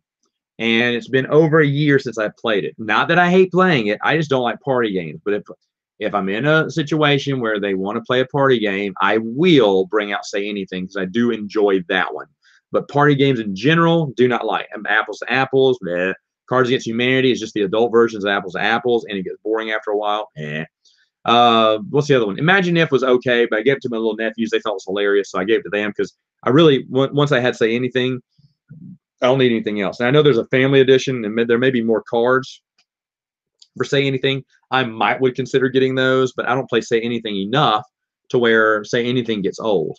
So Say Anything is the only one party game I have. I don't have any of the others. I know it's really weird. I kind of want to get the Family Guy party game because I like Family Guy, and it's like super cheap online right now. But the thing is, I don't like party games, so I just feel like I probably won't get it. Plus, there's no reviews of it online. I mean, video reviews. And so I'm like, from what I've read, I'm like, I probably wouldn't enjoy that. I'm not that big a fan on party games. Which is more hectic, the Clone Wars era, the Rebellion? Clone Wars era by far over the Rebellion era. Rebellion era, there's just a mass amount, but Clone Wars era, it's like, where did they put this? They put this here. Why? There's so much going on here. It's like they layered stuff on top of stuff. And of course, you have the timeline error because when the 2008 Clone Wars came out, the timeline had already been set, so they had to shorten, constrict the timeline to have all these other stories fit in, which makes it super sloppy. So Clone Wars era is more hectic. And definitely Clone Wars caused me more pain. I remember I remember talking to someone online saying, "Oh my gosh, Clone Wars." I was so scared when I started the videos. I said, "Oh, if I can only make it to Clone Wars," and I did. And the Rebellion era is very hectic. I knew that would be too. But once I make it through this storm, then it's clear skies from there, I think.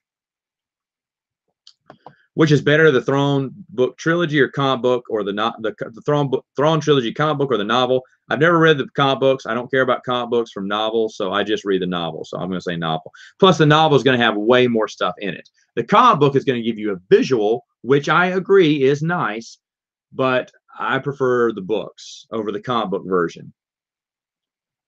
Plus, the book came out first. Do I like bagels? They're okay. I would never say, let's go get a bagel. But if someone said, do you want a bagel? I'd be like, sure. Kind of like sushi. I would never say, let's go eat sushi.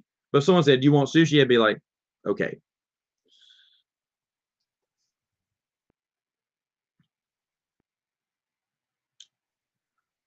Who was the guy who turned on the laser in the Death Star? And what's his backstory? Do you know? Oh, I don't know. One of the little workers who turned it on? No idea. No idea. They should have made a story about him. It's in the novel Death Star. Okay, good. I'll need to reread that because I don't remember if they gave him a name. Am I thinking right? One of the guys who's operating the laser? I don't know. I'm just curious. What are your political beliefs? Not to be controversial, just curious. I don't care. It's fine. If people can disagree with me on this, but I don't believe in a two-party system. I don't like Republicans or Democrats. I actually argued in my government class way back in college that the only difference between governments and Democrats and Republicans are both driving off a cliff. They're taking the country off a cliff. It's just that Republicans are following the speed limit and Democrats aren't. They're both heading the same direction. I don't really have feelings for both of them. In fact, most times I vote for an independent candidate. No, I did not vote for Gary Johnson this past election. I voted for someone else. But I just believe there's a different thing. There's a lot of things I don't know what exactly you want me to say for political beliefs, and I'm not trying to preach to anyone here, but I mean, if anyone wanted to have a conversation with it, I'm for it. But I just there's a lot of things that need to be changed, and it doesn't start with the presidency. It starts with your local government, moves up to governor and state representatives, and then up from there to the White. You can't, whatever president you put in, whoever it is, your prime pick will do absolutely nothing in their 4 to 8 years. That they're, I mean, they'll do some things, you know. I mean, I'm not trying to diss the president right now. He's in the banking world. He's done no one knows it because no one reports it, but he's done a lot of really good things. And he's done a lot of other good things too that make very positive changes. But it's weird. He doesn't harp on those, and maybe he doesn't realize he's done good things for that. And of course, the media, or depends on which station you turn to, won't harp on that either. But the point is, ultimately, you know, right now he's fighting with the people, but they're all selfish. You know, there's a bunch of people out of work right now because, well, no, actually, that's a lie. I did hear that Republicans would consider, Rand Paul said that he would consider, the Republicans would consider, you know, half of the requested funding for the wall, and Democrats are like, we're not doing anything. Well, okay, so there you go again. You know, who's better? Well, I guess Republicans, but they're not the best. I don't even like a lot of things Rand Paul like. I mean, I don't know. So they're both, but everyone thinks two party. Everyone thinks, oh, with a vote for, if you don't vote for this Democrat, even if you didn't vote for the Republican, it's like a voting for a Republican. Well, Matt, you just got to consider it the lesser of two evils. No, I don't. I don't have to consider that. I can consider the one independent candidate who represents my beliefs the best and vote for him or her, whoever it is. What was his name? Wilson Phillips, I think was his name. I voted for him for years. John Peruka, I voted for him one year. I mean, these are names no one knows, but they did run in my state and in certain states too. They didn't gather that many votes, but you know what? I can sleep at night knowing my vote went to someone that I think would best represent my views. And once everyone else starts doing that, then we can get away from the two-party system and get some people who I think would do better. There's a lot. We have too much government too. There you go. Ta. I can offend people even more and talk about more thoughts, but we won't do that today. My friend thinks Star Wars guides are garbage. Thoughts? I think they're brilliant. I disagree with that. Not all guides are perfect. Atlas was a little boring, to be honest. The Force was Force was actually pretty good. I really liked the guide to the Force. Of course, the Essential Guide to the Reader's Companion. I love that. Guide to Warfare is brilliant. So maybe they just don't like guides. Your friends are stupid. I'm kidding. I'm kidding.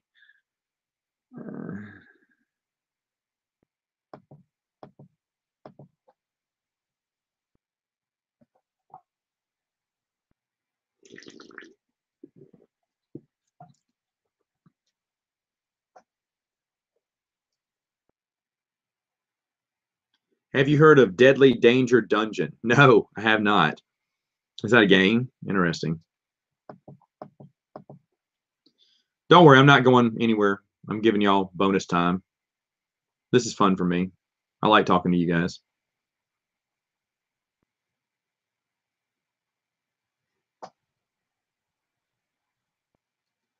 Did you know they made a My Little Pony version of Monopoly? Yes, I heard. Of course, Monopoly. Monopoly is good at keeping relevant. You know, Fortnite Monopoly and stuff like that. Monopoly will do anything to stay relevant. Even though I'll be honest, Monopoly Gamer Mario Kart is actually a pretty good version of Monopoly. I really like that game. I think I've reviewed that game. I know I have. That's actually a pretty decent game. I love Mario Kart too, but it's a good idea. And they changed Monopoly a little bit.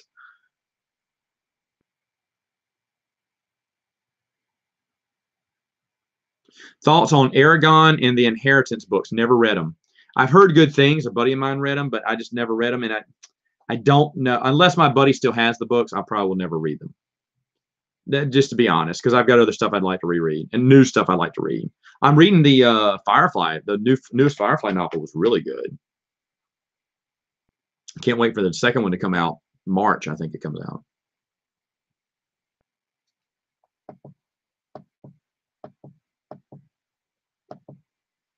Have you ever wanted to try text-based role play? Quite fun, make someone writing skills. Probably not, but Never say never, right? There's people who say it's a lot of fun, probably. Do you know about Cinemassacre or James Roth? Yes. I used to watch Board James. I'm sad he doesn't do that many Board James. He may have just reviewed all of his old board games and he was done, but he's a fun guy. I don't watch the Angry Video Nerd that much. I did watch his Macaulay Culkin episodes, and I'll watch him every once in a while. His movie reviews are interesting. He's an interesting guy. He's very entertaining.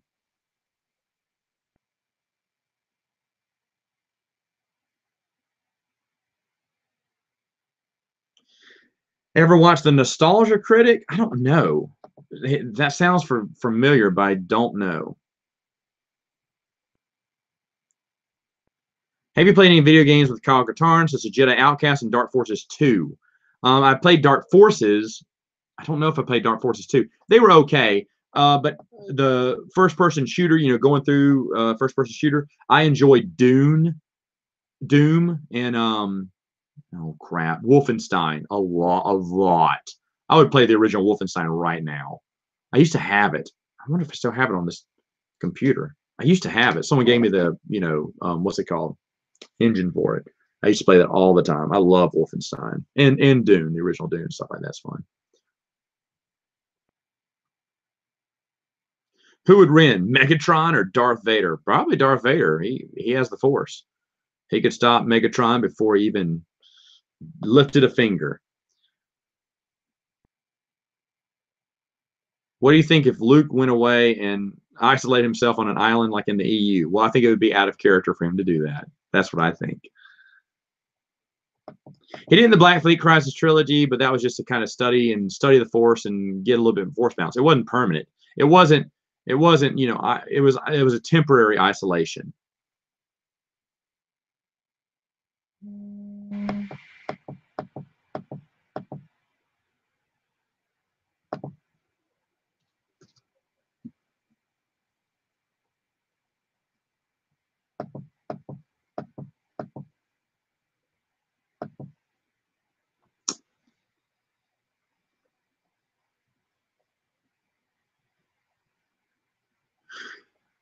Snoopy, some of the tales were not considered canon, and if I skipped them, I probably don't consider them canon. I'll be honest. You know, it could be, but I'm not really going to worry about tales. Not to be mean, not trying to be mean to your question. Tales, it's no secret, I don't like tales. Most of them were garbage. Most of them were garbage. I thought about skipping them entirely. Remember, I made that video where I went back and did a few in there, but I seriously considered just leaving most of them completely out because I really don't like tales. But I'm trying to put as many in as I can, but there's a lot that I thought were pointless, stupid, or not canon. Now, you could argue, say, Matt, I think these are canon. Give them another shot. You were probably right.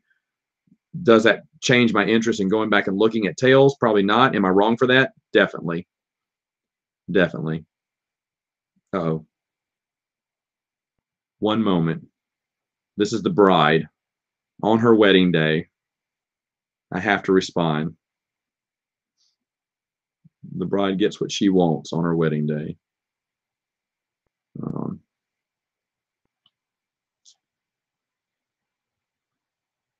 Right, there he goes. She make a demand, and I must adhere to it. Must answer her questions forthwith. Plus, she gave me some time to do this. What, I wish the bride isn't watching right now. Like she has something better to do today. Do you think the Jedi and the Force should be overpowered? Does it make sense that Force wielders should be more proactive in their abilities? Do you think Jedi and the Force should be overpowered? Force wielders should be more proactive in their abilities. I'm sorry, I don't understand. I'm too stupid. I don't understand the question. Sorry. Which Clone Wars TV series is better? Oh, Tartakovsky's by far, I thought. Tartakovsky's felt more in line with the movies than Filoni's did. Filoni's feel like fan films, to be honest. They're not all bad, by the way. I keep dissing the new Clone Wars, but it's 50% awesome and 50% garbage, in my opinion.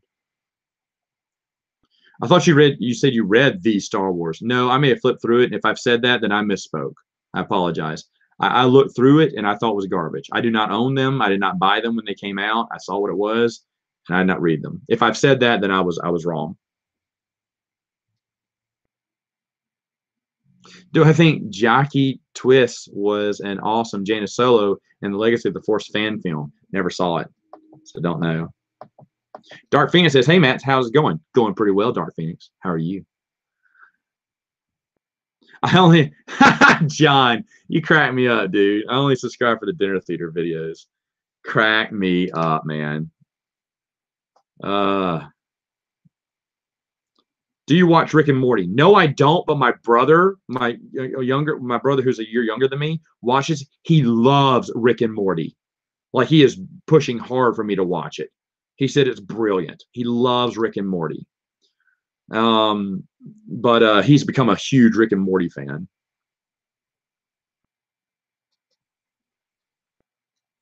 Oh, Dark Phoenix. I'm making fun when people said like, subscribe for more videos. I do not. I should say this. I do not begrudge people for doing that.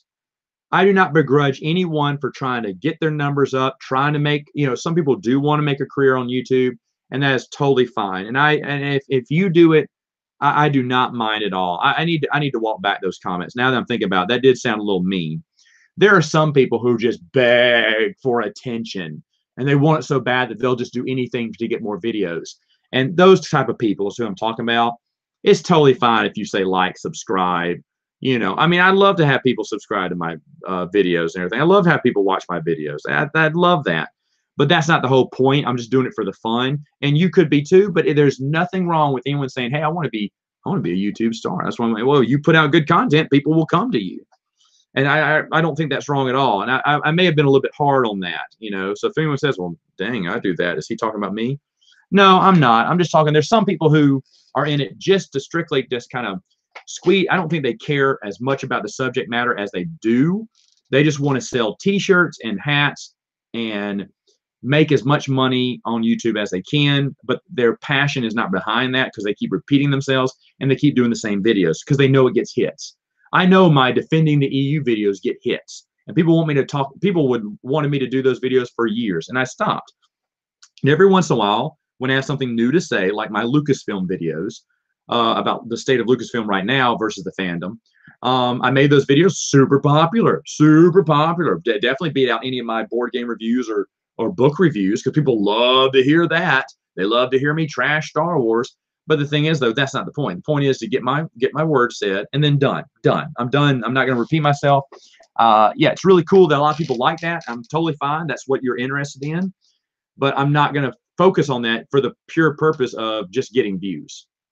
I don't mind anyone who says like, subscribe, and stuff like that. I'm just saying the people who just like are obviously just starving for attention. When I was a kid, if you were a really good-looking girl, the chances of me going up and talk to you were 0%. Because if the good-looking girls, they know they're good-looking, and they want that attention. Well, you're not getting it, honey. You got plenty of other people to give you attention, and I'm not going to give it to you. I didn't hate them. I was polite to them. I was even friends with a few of them. But would I ever flirt or get close to them or go out? No, not at all. If you were someone who I could see was just, there was one girl really cute, but thrived off of attention, loved the attention, strung along several boys just so she could be popular. And now I think she finally got married. I think she did. But it's funny because when she comes around town these days, no one wants to hang out with her or talk to her because she did burn a lot of guys, and I'd be friends with her. I talked to her too, but I was friends from a distance because I never bought into the, oh, well, you should call me sometime. Yeah. You got plenty of guys calling you. You just want the attention. I'm not much for attention getters. Matt, why are you such a nice guy? Oh, gosh darn it. I don't know. She get the missus on here. She'll tell you how I'm not a nice guy. Yeah, one thing I'll tell you. Yeah, I know now I'm going to be vain. I look a lot younger than I am. I'm 41, almost getting close on closing on 42, and I don't look at that much. I think it's because I don't deal with stress. And I don't worry too much about things. I think that's one of the keys. Don't worry about things. I mean, I've heard people talk bad about me, and that's totally fine. So I remember I laugh it off. I laugh a bunch of videos that idiot who was attacking me and talking about all this trash. I was like, what? Like he said his viewers, I think he lives in Louisiana. You need to go down there and teach him a lesson. You know, like you're going to threaten me. And then, of course, I took it in good stride and said, oh, yeah, totally you should come down. But before you come down and beat me up, we should all go to my mom's house and eat jambalaya because it's really good. And then feel free to beat me up, but not in front of my mom because she would come out swinging. Mom would fight dirty if she saw someone beat me up. I still feel that way. Would I take my biggest enemy? If Chuck Wendig was here, what would we do? We would go to my mom's for jambalaya and hang out. Yeah, I even let him do a video mocking me, to be honest, because I think it'd be fair. Now, we are nothing alike, it looks like, but that wouldn't stop me from trying to be his friend. Because above all, man, enjoy life. Don't worry about things. Don't always panic about things. Don't always be depressed about things, because to be honest, life always works out for the best. That's what you got to believe. You got to believe that. Because it starts up here. And so the glass is never half empty for me. It's always half full. It's such a good life. Like I so enjoy doing these live Q&As, because just talking to you guys, I don't use the word fans. You're friends is who you are. Because I honestly believe, I truly believe we need to invent teleportation soon. It's not going to happen, but just a quick means of getting people back and forth. Because man, a lot of you guys, I love for y'all to hang out here. Snoopy, I know we talk about it all the time. Man, I wish you could play games with you. Dude, I wish you were here playing games. I really do. I think it'd be a ton of fun. I love visiting when I'm traveling. If there's someone I know who watches me and says, man, I'd love to meet up with you, I'd love to meet up with you. No doubt. And everyone I've met so far has been super cool, super interesting. It's like, I met Spencer at Gen Con. He's just super. That's a guy that I would hang out with. I'd be friends with. Tony, I've met you too. And Tony's someone who I feel like we would have been best friends growing up. I just feel that way. And his wife's really cool too. And I'm like, yeah, see, these are people that I would be friends with in real life. And because you share, and obviously, right, you share the same interests as me. Some of you love board games. A lot of you love the expanded universe. And we have that one common thing that we can talk about. Daniel, Tristan, I've never met before. Even though we've passed ships in the night, we've passed before. He passed through here and didn't tell me, and I was gone that one day. But I was on my way back, but I couldn't make it in time. He couldn't stay that long in town. Dylan and Jeremy flew from California to come here, and that was really cool. And so the people who have Brian, I've met him too. A couple of people from Phoenix. It's a couple of Brians too. I've met someone at Pensacon, met someone at the BGG SpringCon who watches my board game reviews, and that was really cool. And I hated I was in the middle of a game and I couldn't talk to him, but I wanted to talk to him. I kind of kept an eye out for him. I can't remember your name right now, sir, but I was keeping an eye out for you to see if I could find you again, and I couldn't because the thing's so packed. You were probably in the room. I just didn't make a thorough search. I tried to keep an eye out for you in between, because I was like, man, I really have to talk to that guy. I hate that I was like, yeah. Okay, all right, I gotta make a play now. Because I was like, dude, I want to talk to you then. We got the same taste. So cool. All right. I'm gonna have to wrap this up in a minute. Let's see. Any new board games you got for Christmas? Zero, Spencer. I got 0 board games for Christmas. I haven't got. I got a few things since I did my top 100 videos. Those I'm gonna start reviewing soon. Are they new ones? No, they're a lot of older ones. Is what I'm looking at. One is slightly new. One is I'm getting my Kickstarters in. So the sequel, no one's done a review for the sequel of Fireball Island. They've done unboxings. Unboxings, I think, well, I say this and someone does unboxing videos. I think unboxing videos are dumb. Look at it all comes in it. Yeah, but show me how it works. Give me the rules. I want to see what everything looks like. I mean, that's nice, but I can see that in a review. I'd rather see that in a review than I would just see an unboxing. Unboxing means I'm too lazy to read the rules and tell you what it's about. Or I'm not confident in my abilities. I'm not confident in my abilities either, but at least I'll give it a shot. So that one came in. There's another one that I just emailed Queen about. I got the Queenies for Amerigo, which I think is a great game. Played that over Christmas break. Great game. I got the Queenies for it, and Queen Games has delivered everything but mine. And I'm like, what the heck? And they're not answering any of my requests. So I sent an email directly to their website, find out what's going on with that, because I should have that by now, unless it comes in today. It's weird. It's been what? It's January 5th. we have only had one day where we've had mail. Yeah, I know January 1st they were closed, but the 2nd, the 3rd, and then the 4th. Yesterday was the first time we got mail. I was like, what's going on with our mailman? I guess nothing's coming out, but usually it's kind of weird not to get mail for 3 days straight, right? So I don't know what's going on with the mail, but I haven't gotten that one. So I'm kind of ticked at that because I really wanted that in to play because I knew that's going to be a game I was going to play on Christmas. I didn't get it in.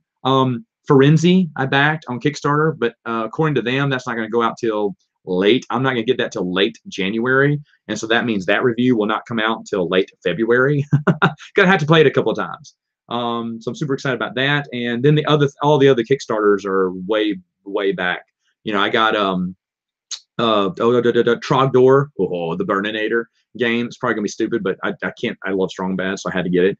And the expansion to Homesteaders, which I'm okay about. My game group's more excited about that than I am because they love Homesteaders. I like Homesteaders too. I just can't figure out how to win that game. And what else did I get? Oh, the new Project Lead, which won't be out till later. And then another one. I got the coffee shop game, Seize the Bean.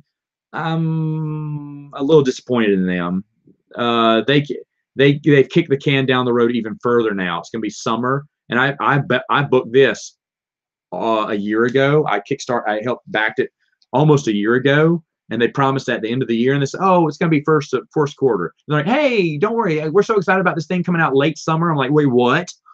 Mid to late summer?" I was like, "Oh my gosh!" They keep pushing it back and pushing it back.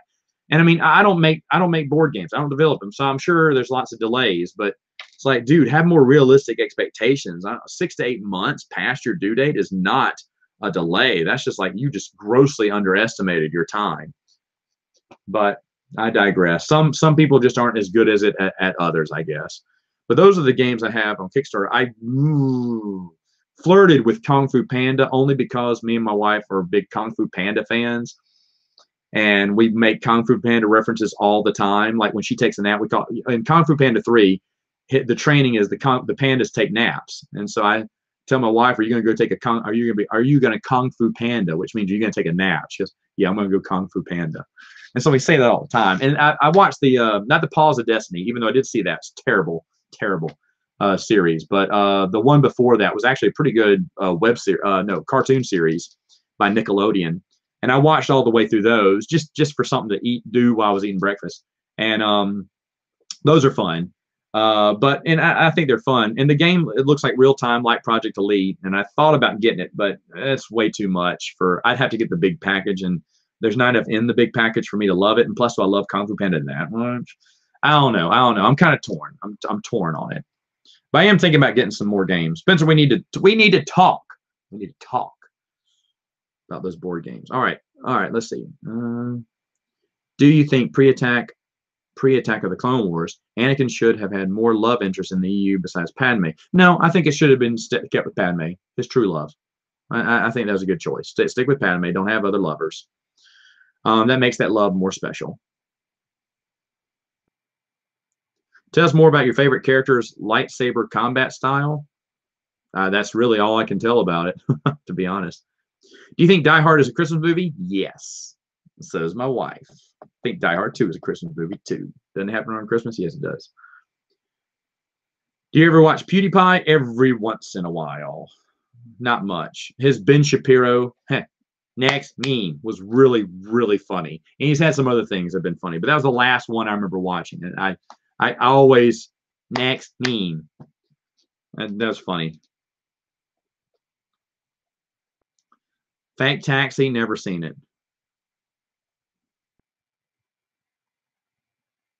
I grew up watching My Sister Loves Me. You watch anything similar? No. Do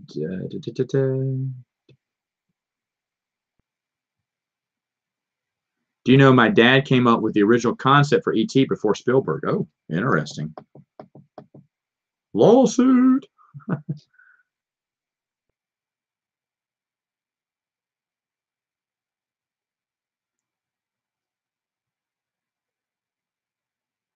Quantum says, "Man, I'm surprised your mom let you watch Star Wars as a kid because the Emperor and Vader would have scared your brother." Yeah, for real. I think by then it was too late. That ship had sailed, and man, Darth Vader taking off his helmet really scared me as a kid. I walked out of the theater The second time I saw Jedi, we saw it 3 times in theaters. The second time I knew it was coming, I told my grandmother I had to go to the bathroom. I didn't. I just didn't want to see Vader with his helmet off because I was afraid, but I didn't want anyone knowing that. And so I left the theater, walked out, listened for a few minutes, and then came back in. Why couldn't I just close my eyes? I don't know. I thought my grandmother would look over at me. Why are you closing your eyes? You're scared? No, she wouldn't have done that.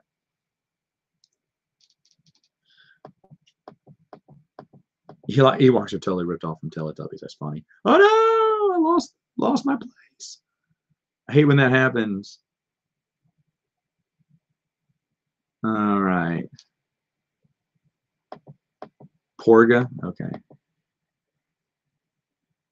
What do you think the Star Wars galaxy looks like in 1000 ABY? I don't know. I also don't care too much about the super future, if that makes sense. Remember, I was initially against Legacy, and I was proved wrong. Legacy was actually a good comic. But initially I was against it. I was like, who cares? Why go in the future? That's stupid. So maybe it'd be interesting if it was told by someone else besides me. What do you think about a Jar Jar Binks movie? No.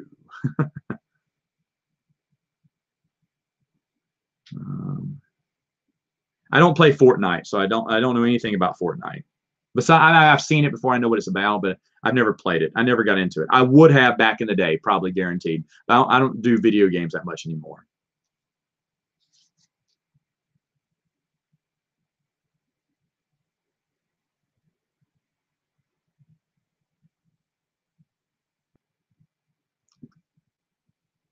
I don't understand some of these questions. Are there any Star Wars books that I'd rather prefer to listen to an audio and not read? No, I'm not that big a fan of audiobooks. I do like Jim Daly's Harry Potter series. That's the only exception to the rule. This is going to be a 2-hour Q&A now. I'm having so much fun. I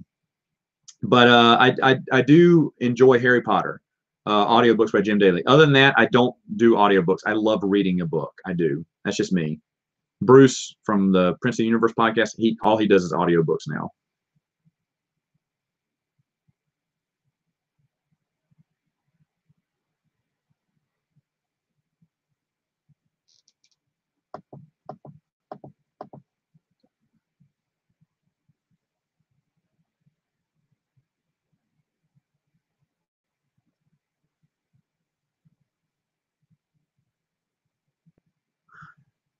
Yeah, you know what? That's a good idea. Maybe I should do one Saturday afternoon. Give me a time. I'll try to do one. I'll try to switch it up. I love to do one in the day, but I work in the day, Monday through Friday, so I can't really do an afternoon streaming. But maybe I should try different. I'll let me think about that because I'd like to do a different stream. That'd be fun.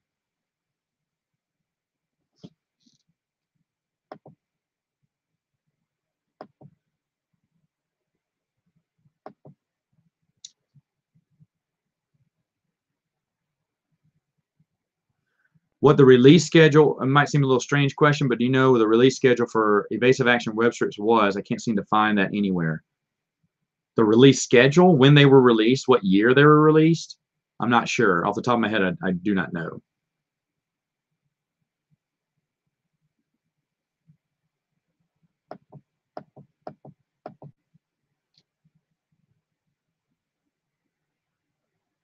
Oh, you're right. I meant Crimson Empire 2, not Dark Empire 2. Thank you.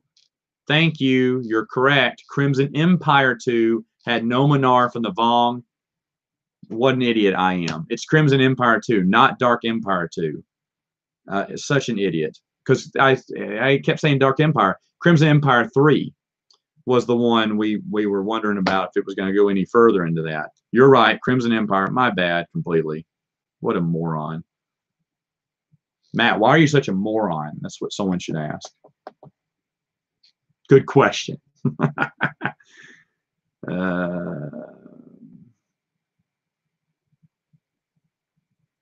Tell us more about the Darth Bane trilogy be continued for Darth Zana. I don't know. I heard that Drew Karpyshyn would love to write Darth Zana, but it never came about. I would like to see where Darth Zana's story would have gone. I don't have any idea of where it would have gone myself, though.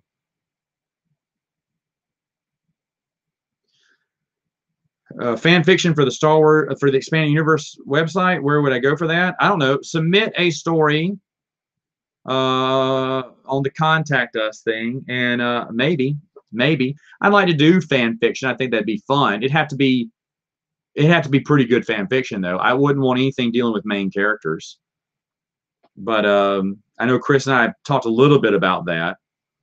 We don't do fan fiction now, but I think good fan fiction is hard to find. And I would love to have good fan fiction because that's something I would be interested in reading as well.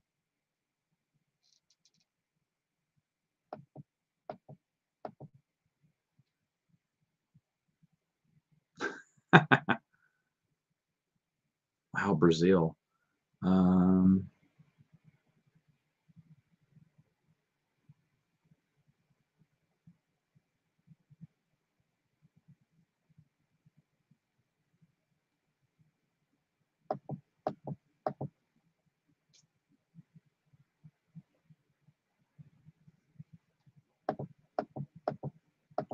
I'm guessing this is for me. What do I collect? Board games and Star Wars novels, books. I don't really collect anything. I don't think I collect anything else after that. I don't have that many hobbies. I don't go out to eat that much. You know, I save up. I'm trying to stick to a board game a month. We'll see how that works. Because I haven't got a room, but I am going to clean up this room a little bit and reorg some stuff in the put some stuff in the attic and do stuff in the side closet today. Like, you really need to know that, but that's really all I collect. Very boring guy.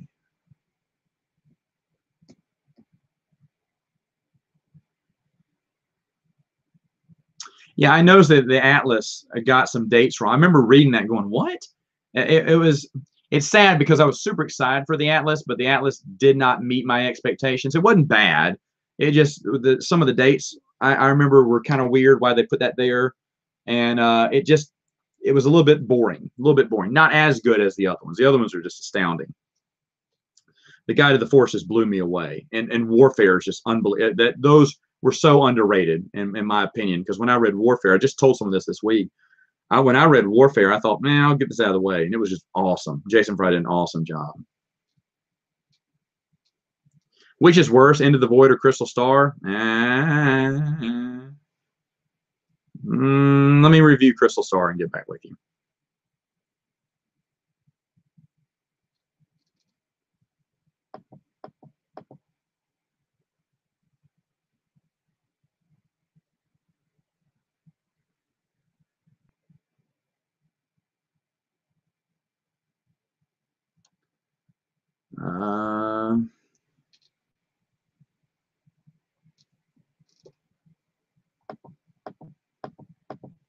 Communism or capitalism? Capitalism.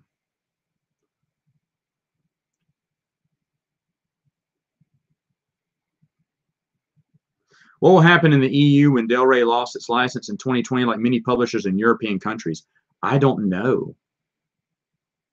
I don't know. Would they lose it? I think they'd renew it. I think they'd renew it with them, but I don't know. Good question. Have I played the 2016 Doom? It's better than the original, if you ask me. No, I have not. I have not. There's even a Doom board game. They came with a new one, too. It's always interesting. I'm always wanting to get it, but I kind of have too many games similar to it, so I don't get it. I would love to play that game, though.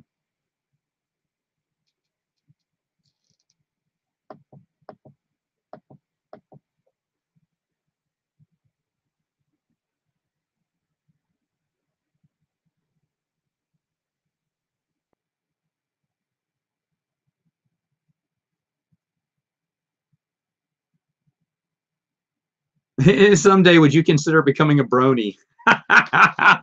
Ray Blitz, man, you would ask me that question. No, but I do.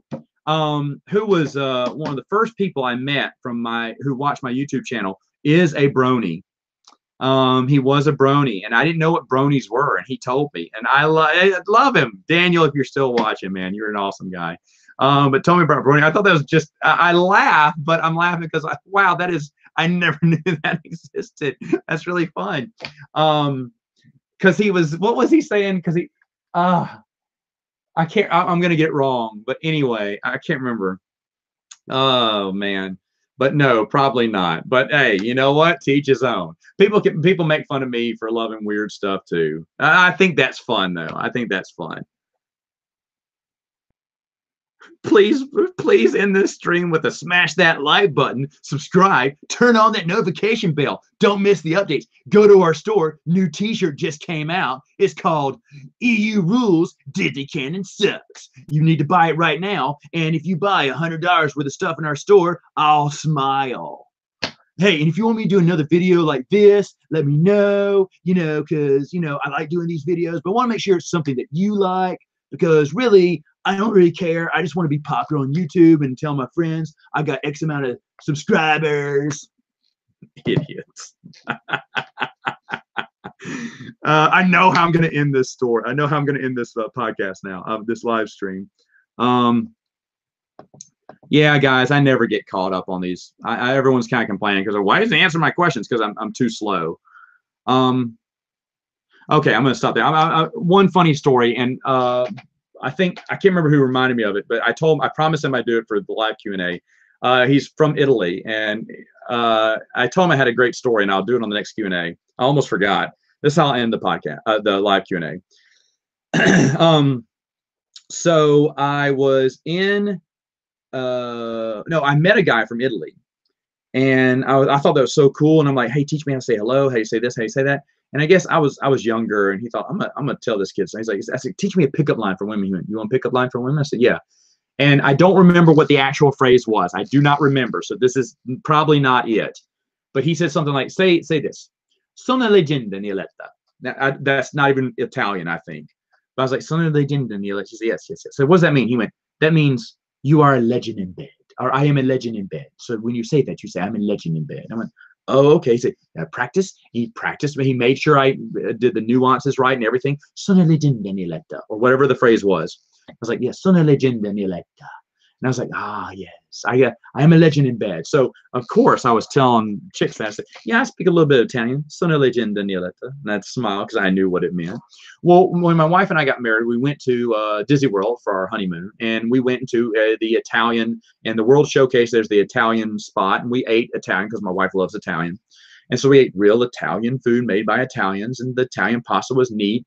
And I was trying to tell her, I said, yeah, I know because I said hello to her, I think, or something. She said, oh, you speak Italian? I said, not really. I know that. I know one other line. She went, what's the other line? I went, well, I said, oh, pickup line. And the missus is here, but if missus doesn't mind. She went, no, go ahead and say it. I was like, okay. Well, the pickup line was, sono leggenda nieletta. And she went, what was that? And I said, sono leggenda nieletta.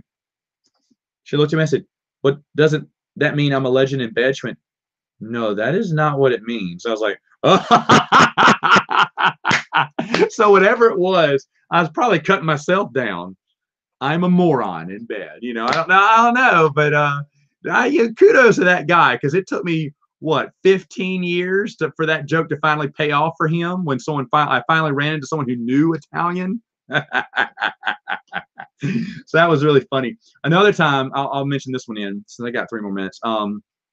I was in a show where I had to sing a song in Spanish, and my Spanish is extremely rusty now. I used to speak broken Spanish, okay. I can still understand some Spanish words, but if you don't keep up saying it, you're going to lose it. So I tried to sing that. We brought someone in who speaks fluent Spanish. She tried to teach me the song in Spanish, and I could not sing it right, because you got to get the nuances right too.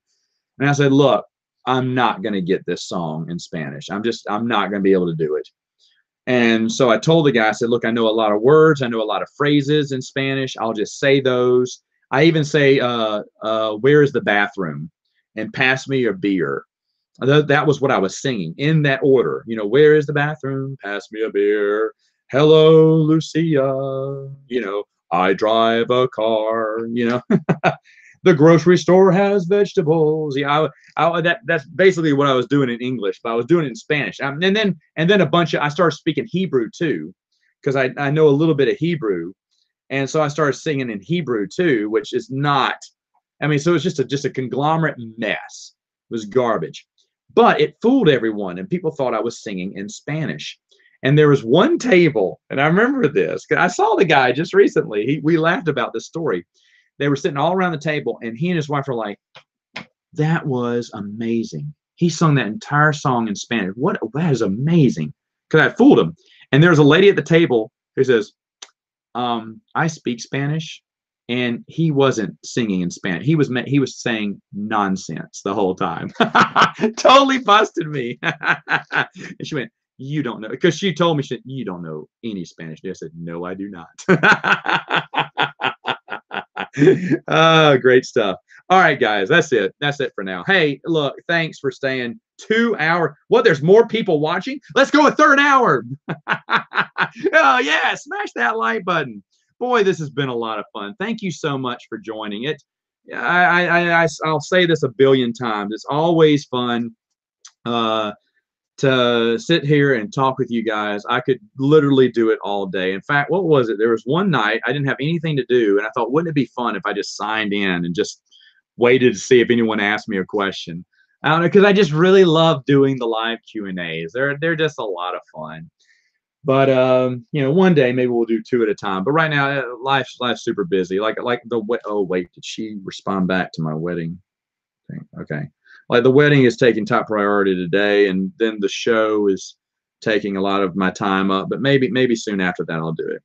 All right, guys, I gotta get Mrs. and I got errands to run now. So anyway, have a wonderful rest of your day, and I'll see you later. Next week.